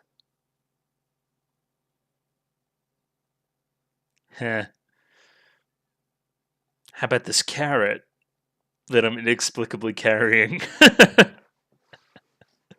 I want him to take a bite of the carrot so bad.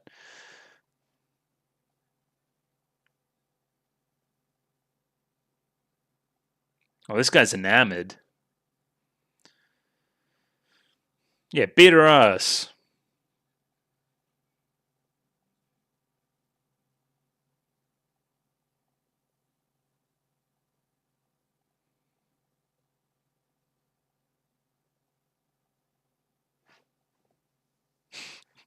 Me when I want to know the temperature of the carrots.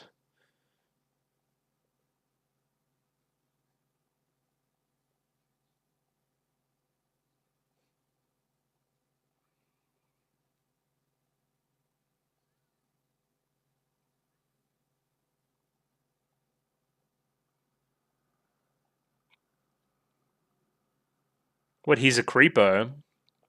He's not the creeper we have to worry about.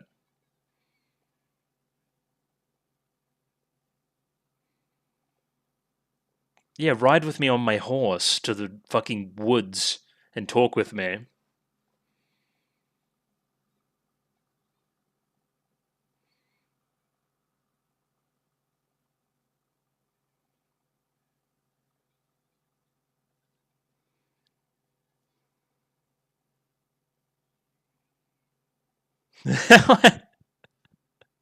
Yeah, that's pretty on the nose, yeah.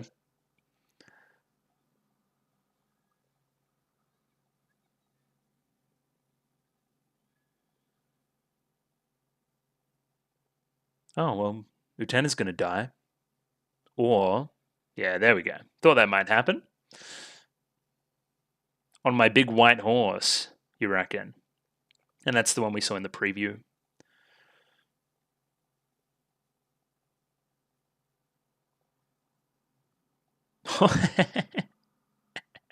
That's funny too.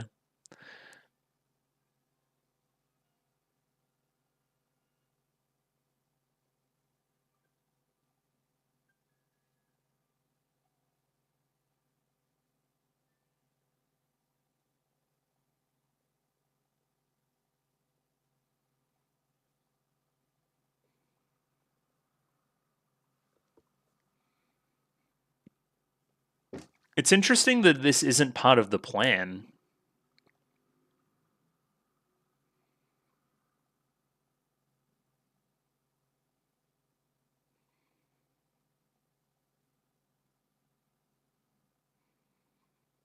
Okay. I feel like he's going to be kind of mean here.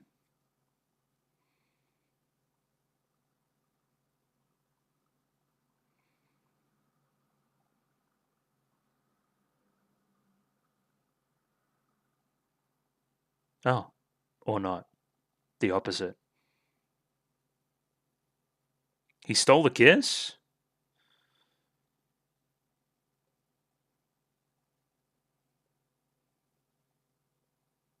Yeah, I mean, I've known that you've liked it for a long time, so it's not exactly surprising. How much episode do we have left?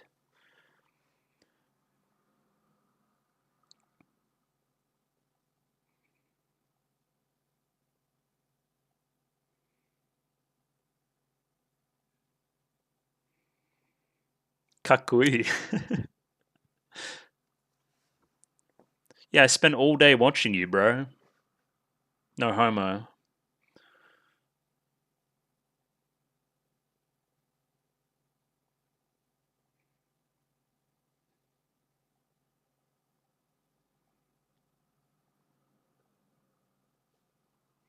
He's spitting facts.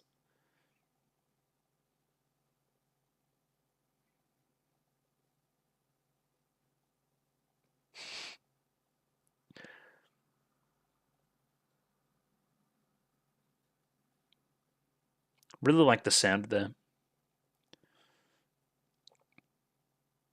Man, I wonder who won. Alright, Shadow Girls, what do we have to say?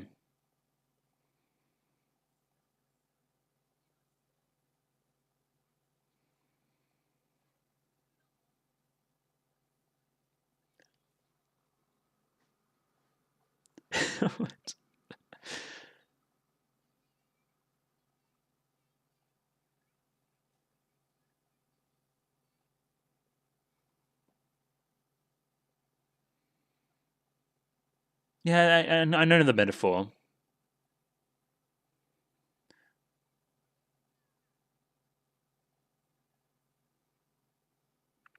Sakana.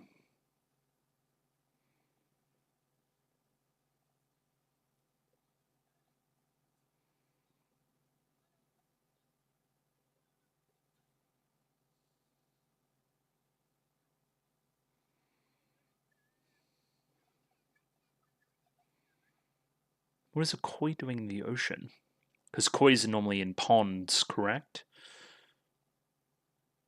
Alright, where's Utena? Hopefully you're not smooching bro. No, she's just up by herself, as you do.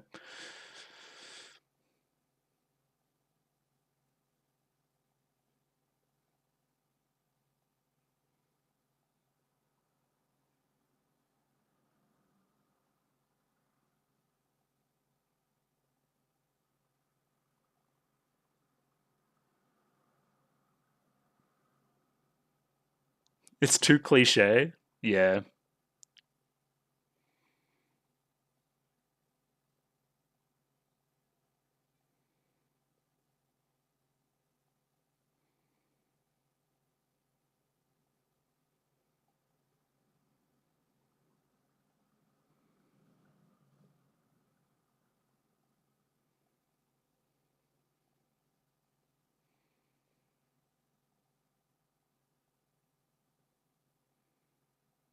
Chuck them earrings away.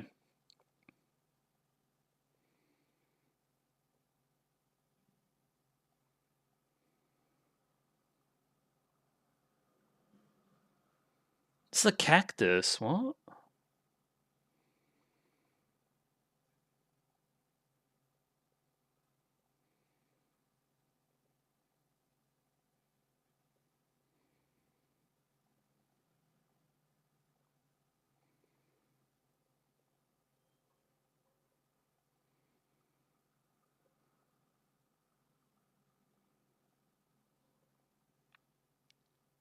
It's an interesting scene for Torga.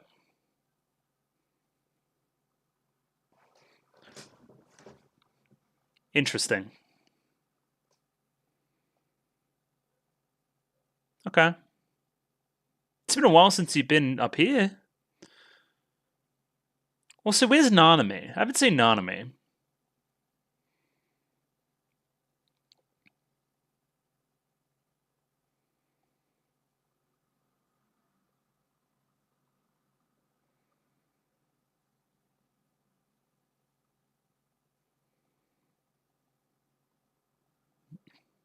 Huh.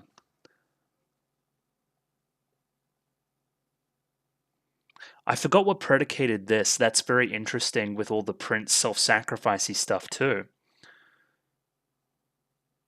Like the greatest love of all is to give your life for somebody else.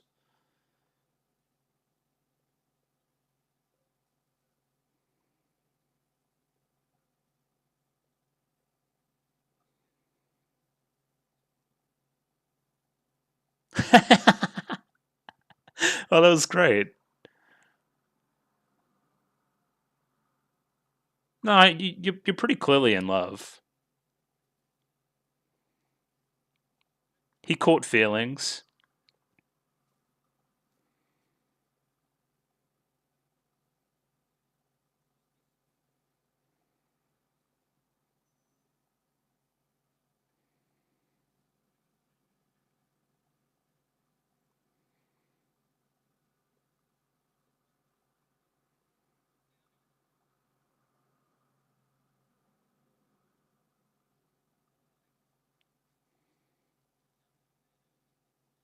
Yeah, you don't need the letters.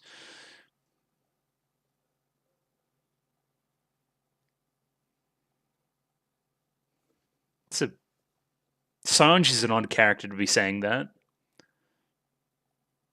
Oh, it's interesting. You have like the same motivation that Sanji does.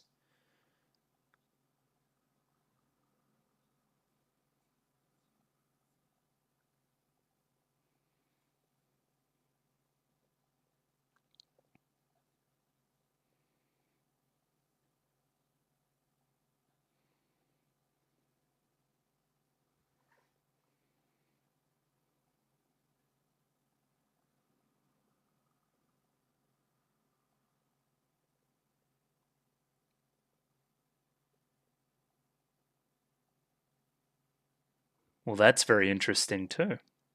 I love we're all trapped in our coffins.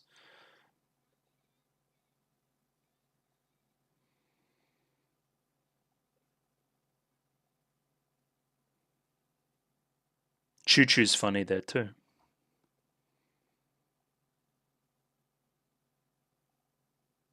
He's just kicking back, frolicking in the grass.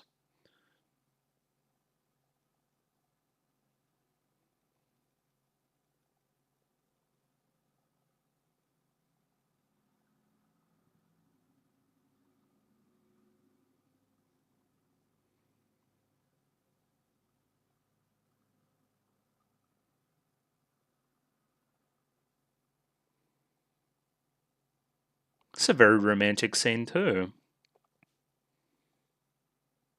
Are you putting it together? Maybe? A little bit? That was fantastic. Oh, you're denying it.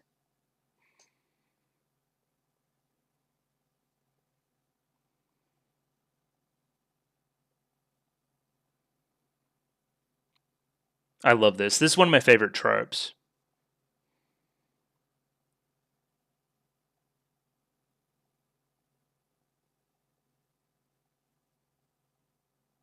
Interesting.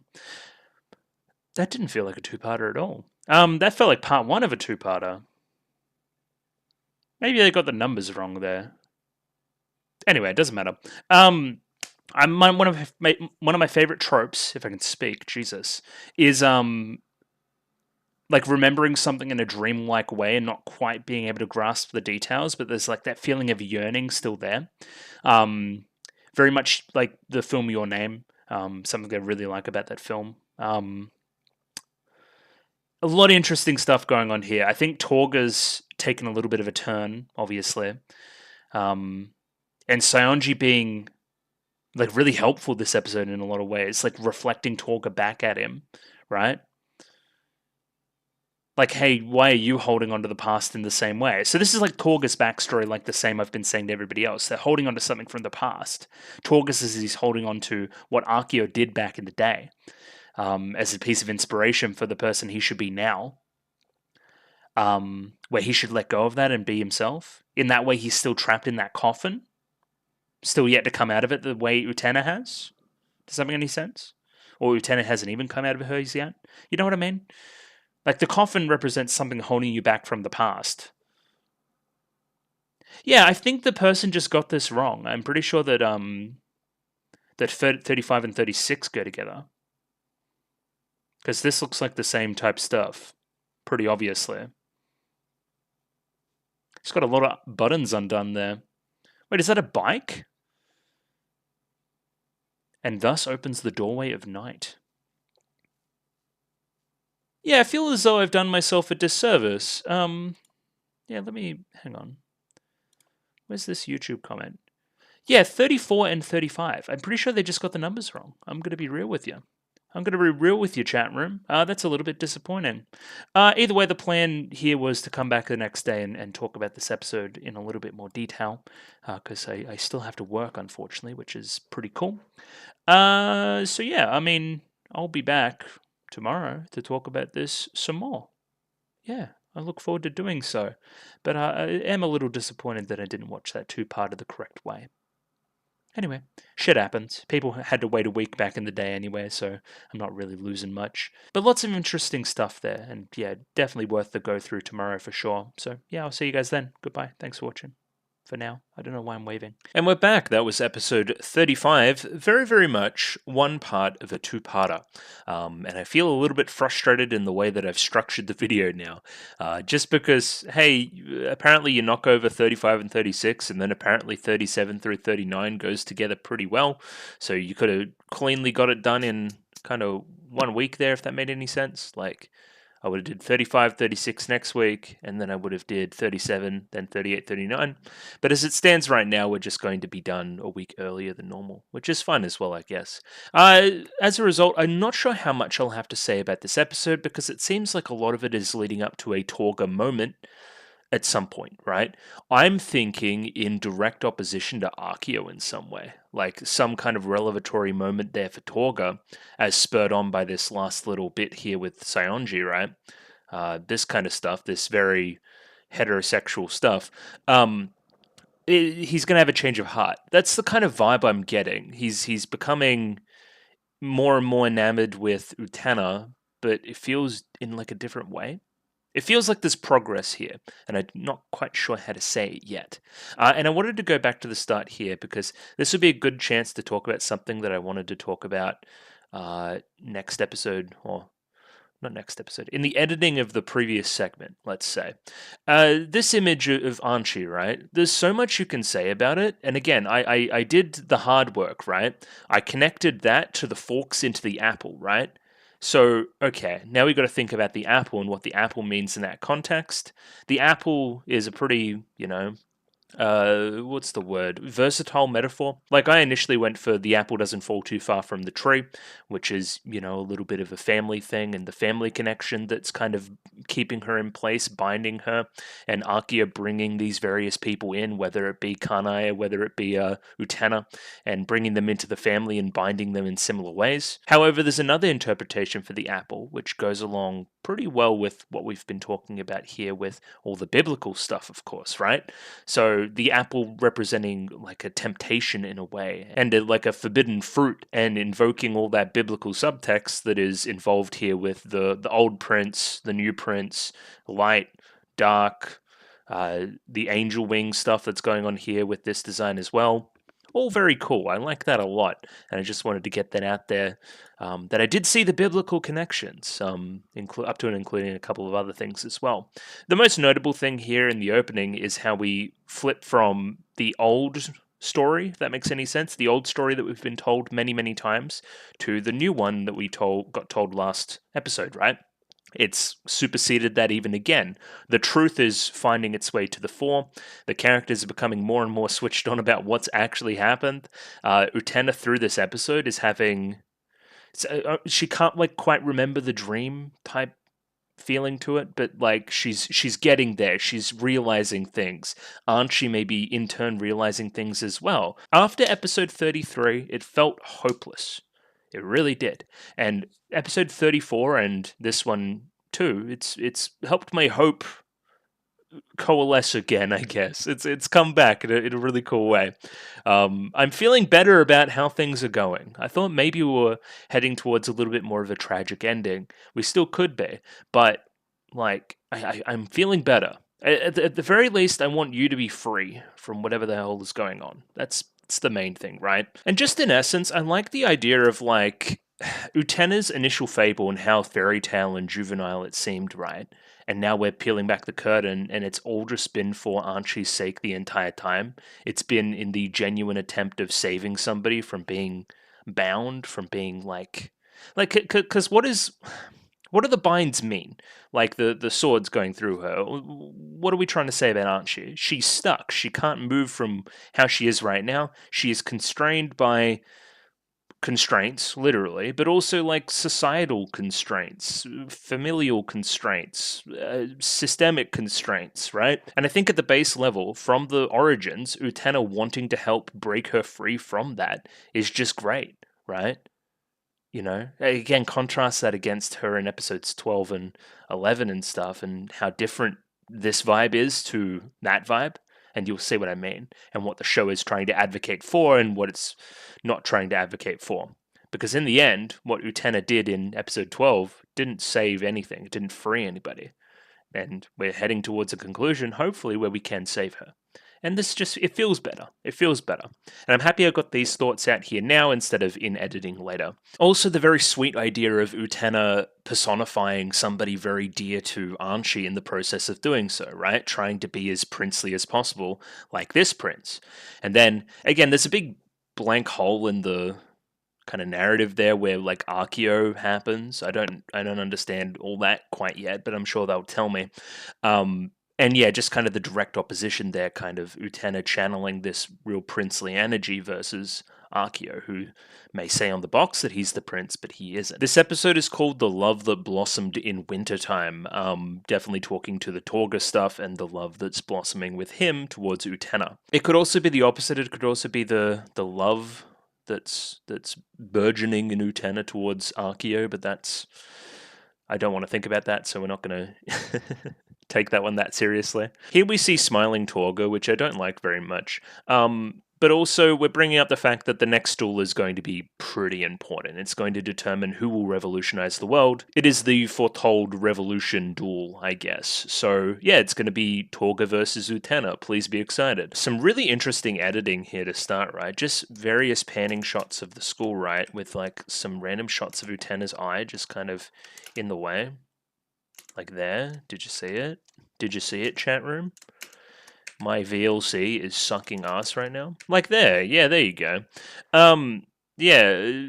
Strange. It's like these things are like popping into her mind in a way. These memories are coming back of what we saw during the intro and that kind of thing, right? Yeah, kind of the shot which had the school in the background before is now like the same like window pane, but she's looking through it and daydreaming about the church where, you know, her parents were, and when she was in the coffin. Pretty clever, right? And this is a striking visual from very early in the show that's brought back in a pretty cool way. I really like it. You could say that this stuff is a little bit cheesy, like just kind of the backdrop being like you know, like literally the scene, but I think it's effective enough. So it seems like Utena's daydreaming all day about this kind of stuff, right? Goes to speak to Anshi about what she's been feeling and that kind of thing, right? As they're in the sunlit garden, all alone. Nobody will come and interrupt us, of course. Utena catches herself somewhat here, says, you know, I'm not feeling myself. I feel like I can't remember, like a dream, that kind of feeling, right? These two are getting really close and intimate. If only they don't get interrupted. Him and Mia, let me see your face. Oh, it's all very romantic here. And then fucking shit for brains comes in. We don't like Akio. I don't know if you've heard that. Yeah, so that's a little bit frustrating. Again, along with the cut in the music as well. Just as kind of this beautiful track is playing. Just cut it when, you know, he who shall not be named appears. If I had to guess, and it's something across the last two episodes, we've been a little bit down animation quality wise. And again, not a biggie. This show's still gorgeous, of course, and we're still doing interesting things, storyboarding, directing wise, to make up for it. But I'm guessing they're saving for the finale. That's what I'd be guessing right now at the moment. People just look a little bit off. That's fine. So either way, Akio comes in and takes Utena on a bit of a walk, and we see Anshi's true feelings come through a little bit, right? Where we've gotten that vibe basically from most of the interactions between Anshi and Akio for a while now, especially in combination with the last episode, which seemed to pit these two in direct conflict with each other. So again, she's very flip-floppy, and I'm interested to see if there's a tangible reason as to why, or the audience is meant to interpret that she's just a little bit sometimes devoted to the prince, sometimes not, sometimes working in the system, sometimes fighting against it. Is there a reason? We will say. But yeah, I like this. This mirrors how the audience is feeling. It feels good. It really does feel like it's a desperate Akio at the moment. Just like constantly disparaging his sister. Like, thank you for spending time with her. I know she can be such and such. It's like, no, it's like honestly fine. I honestly prefer her to you. And again, along with the implication of him like producing his own play as propaganda to convince Utena of something last episode. That's my read on it anyway. That reeks of desperation. He stinks. I can smell him from here. So I feel like he's losing, and he's losing grip, and we'll see that continue into the Torga stuff as we continue, is my thought. And then he gets his pseudo-intellectual on and starts talking about Hanakotoba, flower language, of course, and what the red poppy means. We had a specific Japanese name here, the Gubijin blossom. Because red poppies, now correct me if I'm wrong, but are they the same red poppies that we use in Australia? Because that's like basically the symbol of our Return Services League and all that kind of stuff, right? The Anzac and that kind of thing, if you guys are familiar. So, I mean, they do grow in Southern Europe, we know that. Anyway, point being, I should look up what Gubijin blossom means. I know he does explain it here in a moment, but I want to get my own independent stuff. Now, this is getting a little bit dicey because this is Utena's flower thing, and I haven't finished the show yet, but this seems fine. So the red poppies of episode 35 are the destination of Akio's walk with Utena. He mentions the history of, as the subtitles say, Lady Gubijin. Gubijin is Japanese for the Chinese historical figure Yu Meiren, who died in 202 BC. Bijin means beautiful woman. I was thinking very similarly there, which is the literal translation of Meiren in the Chinese. It's a description, not a name, her name lost to history. Wikipedia calls her consort Yu because she was the wife of Zhang Yu, let's say that. The Chinese characters of Zhang Yu's name are pronounced Kou in Japanese, which is why Akio says that Lady Gubijin was married to Ko. I think most importantly here, we see this image over here of him eating the flower, which now I remember. If it means beautiful woman, and he's taking Utena to that flower, on like a trip, and he's like, hey, you should go be this. Is that what he's trying to say here? I'm relating you to beautiful woman. He's being like a cheesy romantic type. Is that the vibe? I think that's the vibe. Anyway, I'm not going to read any more just in case spoilers. Either way, Akio goes on to, I guess, elaborately explain what I just explained. He was going to say what they meant, but then Utena kind of interrupted him and said, hey, I thought you only knew about stars. You also know about flowers? And she likes that. I don't know. She just likes learning things. Now, this is pretty obvious as well, right? We see he's led her to the dead end of a maze, something very hard to get out of, something like a trap. it's not good, right? What we're doing here, not fantastic. Obviously, the show's all about flowers as well and different colors of flowers. You could almost see this maze here as a manifestation of the entire system of the show. A maze made out of different colored flowers, which people must navigate through. The maze that is life, of course. So we hear there that somebody took a photo of Akio, right? It seems like Torga was watching along and noticed that he went out on a little date with Utena, right? And he's got a little bit of a problem with that, at least a little bit. Now, there's a running theme through the episode as well of like a photo shoot of like a kind of like a fashion show, that kind of thing, of the press, of paparazzi, of that kind of thing, right? Like especially towards this ending segment with Saionji as well. And I'm wondering what that's trying to invoke. I can't really see anything there for it. Somebody being a fan of somebody else, almost like Torga idolizing Akio? Is that kind of what we're getting at?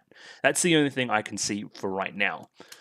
I love that shot too, kind of the flash into the change of costume there into the prince. Again, I'm like idolizing your prince-like form and what you did for Utena and taking photos of you and trying to be like you, that kind of thing. It's also just an excuse for the characters to look hot, so like there's nothing wrong with that either. Now, there's a lot going on here as well, right? So in the dialogue, we hear that Torg is concerned that Akio may be playing favorites between him and Utena, hanging out with Utena a little bit more, going on dates and that kind of thing, wonders if you're really in his corner, that kind of thing, right? And as we see here, this is like a scale made up of the cars, right? The cars have been the dueling gimmick for the last little bit, so that represents the duels, right? And we're wondering which way Akio is going to swing on the scale. Even in the frame construction here, you would imagine that this side here is Torga's side. Akio is leaning towards Utena. It'll be interesting to see. There's also the implication, of course, that we're taking pictures of him essentially half naked in his weird star mansion place where he normally has sex with people, so wouldn't be the first time that these two have been implied to be boning, so yeah, it's neither here nor there. Either way, now Torg will buy a present for Utena, choose a present, use his playboy skills, which garners a reaction out of him, something that we'll talk about explicitly later in the episode as well. And we're contrasting different gifts that Utena has received, right? We remember very early in the show that Torga gave Utena a dress, I believe in episode 3, for that little ball, right? And yeah, she didn't end up like attaching to it very much. But of course, there's the thing at the basis of the entire series, right? The rose seal. The rose seal was a piece of jewelry that was a gift, right? Essentially given by you, talks to the inferiority complex that Torga has towards Akio a little bit, right? If you found the perfect gift immediately, why do none of my gifts work on the one person that I want to be with? Again, we'll talk about this a little bit more during the Shadow Girls when we bring it up a little bit more explicitly. And yeah, this is the kicker, right? You buy her a present and then say it's from me. So again, that mixes up the motivations a little bit in a cool way. I also like how you're riding on the bonnet of the car like you do during the car rides as well. Just seems like something that you do. You like your gymnastics. And yeah, this is the frame we saw before. Gets the beautiful lady rose and then starts to take a bite out of it like a big old creep. It's just funny as well. Like, again, when I put together my ultimate thoughts about Utena, I'm going to be pretty glowing, as you can probably tell. But one of the major things is I believe it threads the line very well between shows that want to be taken seriously and have important things to say and deep to analytically analyze and whatever else there, right? And it's also just goofy. It's also just like fun. I just like watching it. It's well constructed. It's very watchable.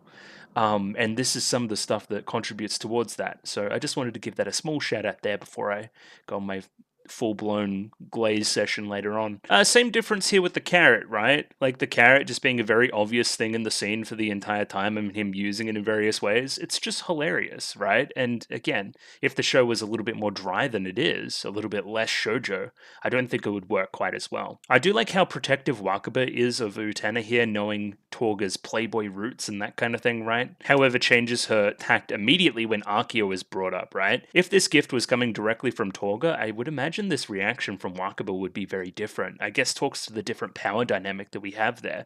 A gift from the chairman, that's awesome. A gift from the playboy of the school, boo, we hate that.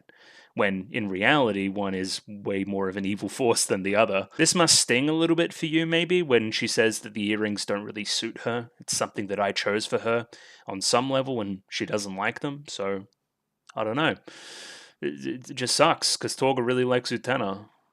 you know, I couldn't pick a gift that she liked in the same way that my, like, idol did, which, you know, it's neither here nor there. There's also this specific shot of Utena with the earrings on, and then kind of Torga being enamored here, like sees her kind of showing off the earrings, and he really likes it. Also, some really fun comedic animation there from Wakaba as well. One of the standouts of the series as well, just like punching her and doing various shit. So this wasn't part of the plan. He just felt like he had to do this in kind of a rush of passion in a way, right? There's something I'd like to ask you. Let's go on a horse ride together. But maybe that was the initial plan the entire time, considering that you had a carrot with you. But I'm choosing to believe that he chose to go through with this because of that look that Utena gave, right? When she was showing off the earrings. You know, I have to do something now, I like her too much. And again, immediately back on the defensive is Wakaba once Torga is mentioned again. No similar warnings about Akio.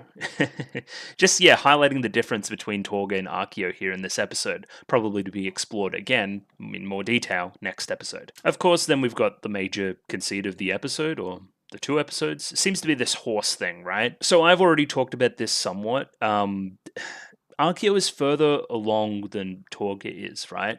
He's in a car. A car takes him from point A to point B. You are left to be on a horse, and a dark horse, right? Not the white horse that is promised, not the one that's in these kind of princely dreams that Utena holds so dear, right? Or allegedly held so dear. She may be changing based on this weird dream. But yeah, in trying to be a prince, he takes on the role of a villain in a way, right? Taking the princess, allegedly, away and riding off with her into the forest, right? To, you know, just have a chat with her. Tries to, you know, put the moves on her and that kind of thing. But in reality, he's just putting her in more and more danger. He's being reckless with the horse. Bit of a playboy side coming through. There's also the placement on the horse as well, right? Which I found very interesting, and we'll talk about in contrast with Akio here in a second. So Torga is leading the horse. He's he's in control completely. He's leaving Utena behind in a way. Like, you hold on to me, I'm going to go this way, I'm just kind of doing my own thing. As much as he cares about her, not showing much care for her in this scene right at this moment. Now, if we can get the Akio one here in a second. Like that, right? So, I love this as well. So he's holding the reins here, is Akio, right? So he's letting Utena be out in front, letting her think like she's doing her own thing, but in reality, he's in control. And then, of course, she's also sitting in his crutch. There's a fair bit going on there, right? They're riding together. She's seemingly liking it a little bit more, thinking like she's in control, but in reality, this guy's still riding the thing on the very classic prince-like tropey white horse. I just think it's a really cool contrast, and again talks to Torga's inferiority as it pertains to Mr. Akio, of course. We're even very on the nose here. Torga brings up that riding a horse is very similar to the prince-like motif you like very much, so obviously trying to fall into that motif, but again, almost riding the horse in a playboy type way, going off and not really worrying about the women behind, and, you know, when they, you know, become endangered, doesn't really stop and care. Or when he does stop and care, it's too late. And then Akio, right place, right time, saves her from falling on the ground from the horse ride. And again, we have this little look from Utena at Akio, and then a very, very jealous, very, like, evil-looking Torga. Now, this episode becomes quite genius, of course, when we bring in Saionji, right? And I kind of hit the nail on the head, I feel, in a way, of Torga being this Saionji to Akio, right? So Saionji, like, idolizes Torga in a way and wants something from him, something that he doesn't replicate, and now Torga's getting a taste of his own medicine in a way through Akio. I just think that's a really cool dichotomy, and takes a pretty mature Saionji to see it at the end of the day. A little bit of clarity there for our broccoli boy, I like it. We of course have the red poppy behind Akio here, right? Building a little bit of comparison between the red and the red, of course. Like, oh yeah, this is a beautiful lady behind me, approaching, right? But is it my beautiful lady? Is it the beautiful lady that I want? It may be a red poppy, but is it the pink rose? Yeah, a little bit of stuff there, I think, right? Again, literally showing up with the red poppy. It's obviously what we're talking to here. And I really like Torga here. Well, it's really interesting from Torga here. I'm not going to say I like it. But yeah, there's just this random unnamed girl. She confesses to him, and then he immediately goes in for a smooch and a hug and that kind of thing, right? And we say it explicitly here. He thinks to himself, oh yeah, I'm just the playboy. I'm falling back into my role in the narrative, my role in the play in a way as well. I will never be what Akio is, right? he has this special relationship with the one lady that I want the special relationship with. In reality, I'm just somebody that gets passed around for everybody, basically. I'll never have what he has. And of course, say it with me, chat, feeling inadequate as a result. Even here, metaphorically, the butterfly only stopping on the poppy just for a minute, right? And kind of that foot on the ladder as well. So the ladder, which was a confessional ladder, right? It being on the ground and me stepping on it, me not treasuring it, me not treasuring these feelings, and those kind of what's the word? Chickens coming home to roost in a way. I don't know if it isn't the consequences of my actions. It's also very interesting that in response to this, Torga doubles down on practicing to fight. After not being able to see Utena as a romantic partner, goes, hey, now I'm interpreting you as a prince, as a rival instead. The two, I put people into two categories. I put them into men, prince, people I fight against, and women, princesses, people I save / fuck. He can't see individualism. He only sees gender in a way, right? So now he's recategorizing Utena as a prince, as a rival, and needs to go double down on fighting her. In his own way, this will be his way of conquering her, which, you know, Torga's, you're not seeing it the right way, bud. That's not the correct answer. And yeah, now we have Saionji just like psychoanalyzing him, right? What's this line here? Hang on. You pretend to be chivalrous, but you've never really loved anyone. That's cold, bro. Jesus Christ. People are nothing but tools for you. That was your strength, but will your sword defeat her now? I love these lines. This is great dialogue. You talk too much, you're leaving yourself open. As we hear the clashing of the kendo sticks, we see flashbacks to the coffin scene, of course, and how that's very important to both Saionji and to Torga. They've both got very, very similar motivations here. See, Saionji falsely thought that Torga might be the prince, the one that showed Utena eternity, right? And that predicated a lot of this rivalry, right? In reality, it was somebody else. Torga already knew this, right? And also looked up to the person that showed her eternity. And again, in reality, now that we've got all the cards on the table, at least some of the cards on the table, we can see that this is a princely ideal that you're both like searching for, right? And that you can't achieve. And you're both kind of united in that motivation of trying to reach something that's unattainable. And is that good? Should you try to do that? Is that healthy for you? Now, again, I feel like the shadow girls here are pretty obvious. We have some kind of fisherman, correct me if I'm wrong? Yeah, a cool, manly sailor. They've even got a little bit of a Torga voice going on in the voice acting, which I like. He is the legendary nice guy Casanova, which is that's just hilarious. That's good. The rare playboy fisherman, and he catches all the different fish, and they say some absolutely suspect things back at him. You know, if he's catching the fish, plenty of fish in the sea, he's catching various women, and they're saying lewd things back at him. He wants to fuck the fish, basically. Oh, this is great too. Even more to the Torga kind of eating food type stuff from Nanami, right? Remember when he ate the steak? Was it a steak or something when we turned Nanami into a cow? You know what I'm talking about. Like this idea of eating, of food, and of women, right? So I'm going through all these fish, I've caught all these fish, I'm eating them, right? Fish only exists for me to exploit, again, very on the nose. Not to brag, but there's no fish in the sea that I cannot catch. Every fish in the world will obey me. And then, of course, gets another bite and then can't pull it, right? This special fish is Utena, the one person which I can't pull, apparently. And then what is koi? Okay, I understand what we're doing here, actually. Because koi only exist in ponds and not the ocean, right? Plenty of fish in the sea. We don't say anything about the fish in the ponds, right? So this could be two things, right? It could be that, hey, Utena is not like other girls, you know, pretty obvious one, but you know what I mean though, right? Like she separates herself from the pack by not liking Torga, right? But I choose to see it in a little bit more of a gendered way as well. I know it's like a mer person here, like mermaid per se, but like I'm trying to catch a prince with the same method and it's not working. That's kind of what I'm seeing here as well from Utena. And basically, like, things aren't what they seem. I thought I was trying to catch a fish, and I'm trying to catch a mermaid. Something way more harder to catch, and something a little bit more knowledgeable. We have Anshi waiting in bed, much like last episode. I remember seeing this as kind of like a test for Utena to see if she would come to bed and not just sleep with my brother. Maybe it's a similar thing here. Oh, no, this time Utena's just kind of sitting up alone, maybe after being propositioned by Akio and saying no again. Instead, this time looking at the earrings that Torga gave her, right? that are apparently from Akio. And thinking back to these times with Akio during the day, patting the horsey, all sorts of good stuff.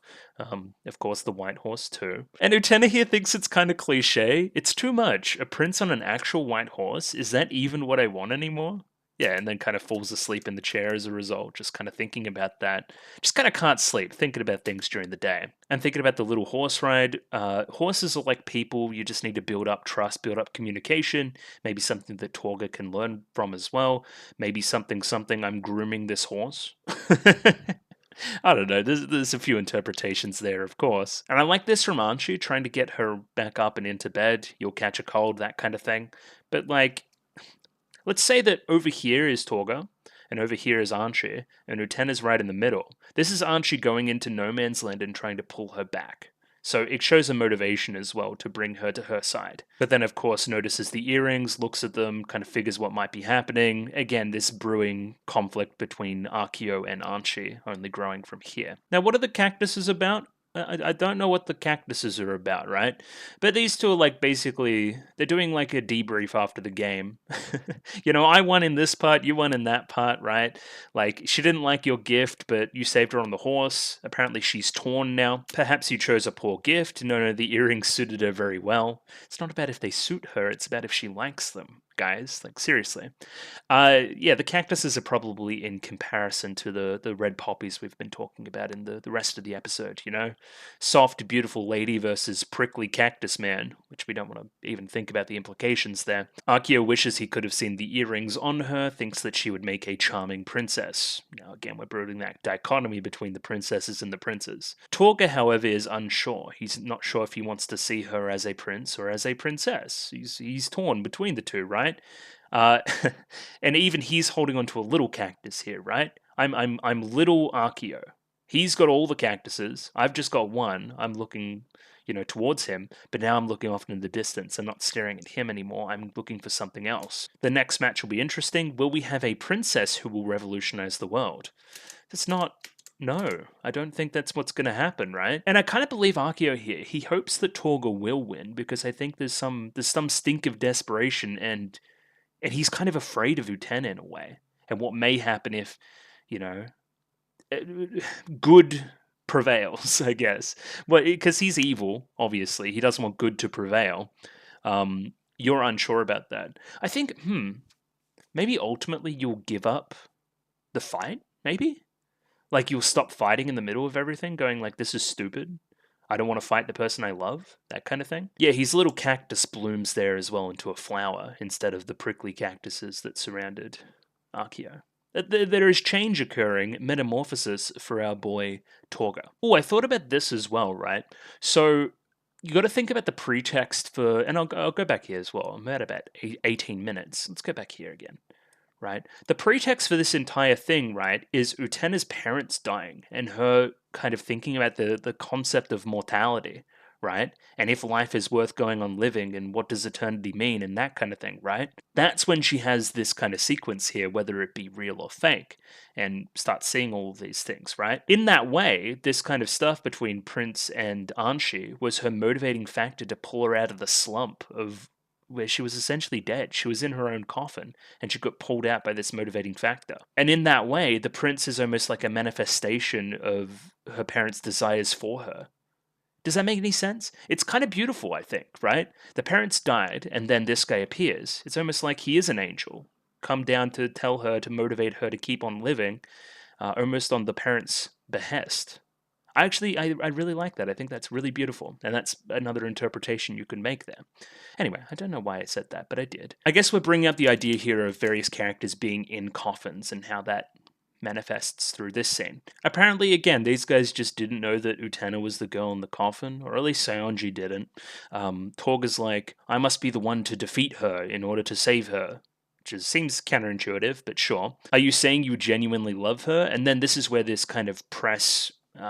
media motif comes back through again, right? With all the different microphones.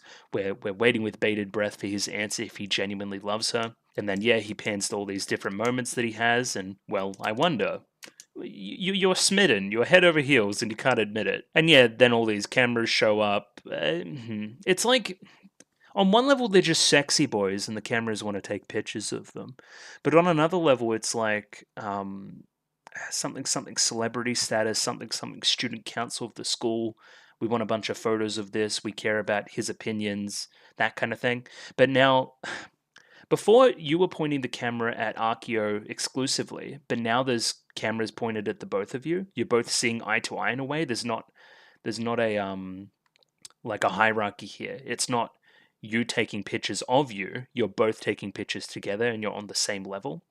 It's kind of like, when Nanami's Kaiko, right? When in Nanami's episodes, right? When they learnt that Nanami was no longer special, and they just kind of like, she no longer had any power.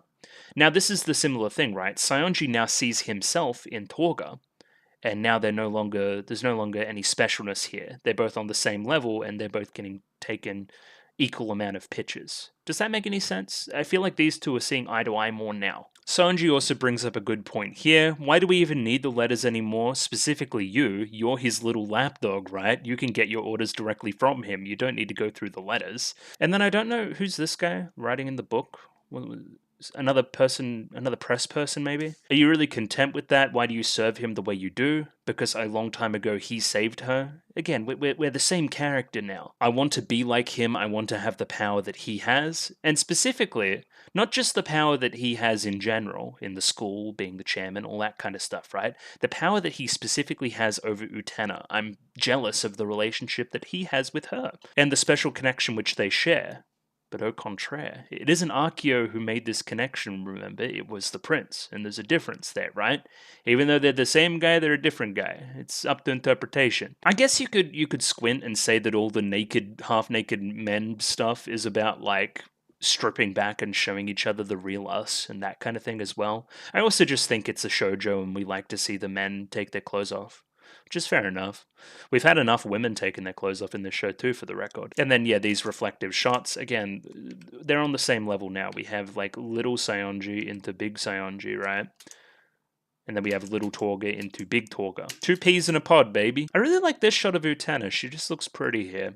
I don't like this, though, but that's neither here nor there. We close the episode with a small scene between Anchi and Utena here, which just kind of reaffirms this lingering stuff from episode 34, like remembering certain aspects of the dream and what's important and all that kind of stuff, right? So you have Anchi over here reading a book, but then you have, like, Choo-Choo, like, frolicking in the grass. Like, I think that you're secretly pretty happy that you two are just alone here, just chilling. Maybe less sure about the whole earring thing, of course, but I'm sure we'll address that next episode. What do you think of this Choo-Choo, showing them off to Choo-Choo, but then seeing it reflected in Anchi's glasses here as well? And then, yeah, looks over to Anchi, and she looks fucking, like, crazy and hot and stuff. I don't know what's going on there. Oh, yeah, now I remember. It's this stuff. It's like I'm secretly being, like, fucking stabbed with knives, and then, yeah, that helping you to remember the dream stuff. What was that? I felt like I was about to remember something important. These feelings from the start of the episode continue to linger through. And again, reflecting that rose seal, the shimmering there, Anchi looking at it all, she's close, but I still can't tell her because I'm bound, all these kind of things, right? And then, yeah, to be continued with that episode later on. I didn't make my bed today either, so apologies for that. That was good again. Really good, actually. I liked that on the rewatch a lot. Clearly, the things I thought about the episode were in fact evidenced, which I like. It feels like the walls are closing in on Archeo a little bit as well, and that guy's a real fucker. I hope to see him die a horrible, horrible death. So, there's only 4 episodes left. Chances are that's going to happen, or at least something like that. Or at least maybe on some level, it's not about him dying, it's about Anchi being free. And yeah, the Torga stuff, I feel like there's a change there, a metamorphosis happening around his opinions of himself and Archeo, which is great. That's good for him. Next week, we're going to be doing 36 and 37, and then closing out with 38 and 39, of course. So looking forward to that then. Yeah, this went longer than I thought it should have as well. But anyway, I do that a lot for Utena. Yeah, I'll see you guys next week. Thanks for watching and stuff. Patreon, if you want to be that 1 week ahead, of course. Discord, if you want to just chat the show with me, because it's good. And get those recommendations in for replacements, because there's going to be polls on the channel very, very soon. So, thanks for watching and stuff. I'll see you later. Thank you. Bye-bye.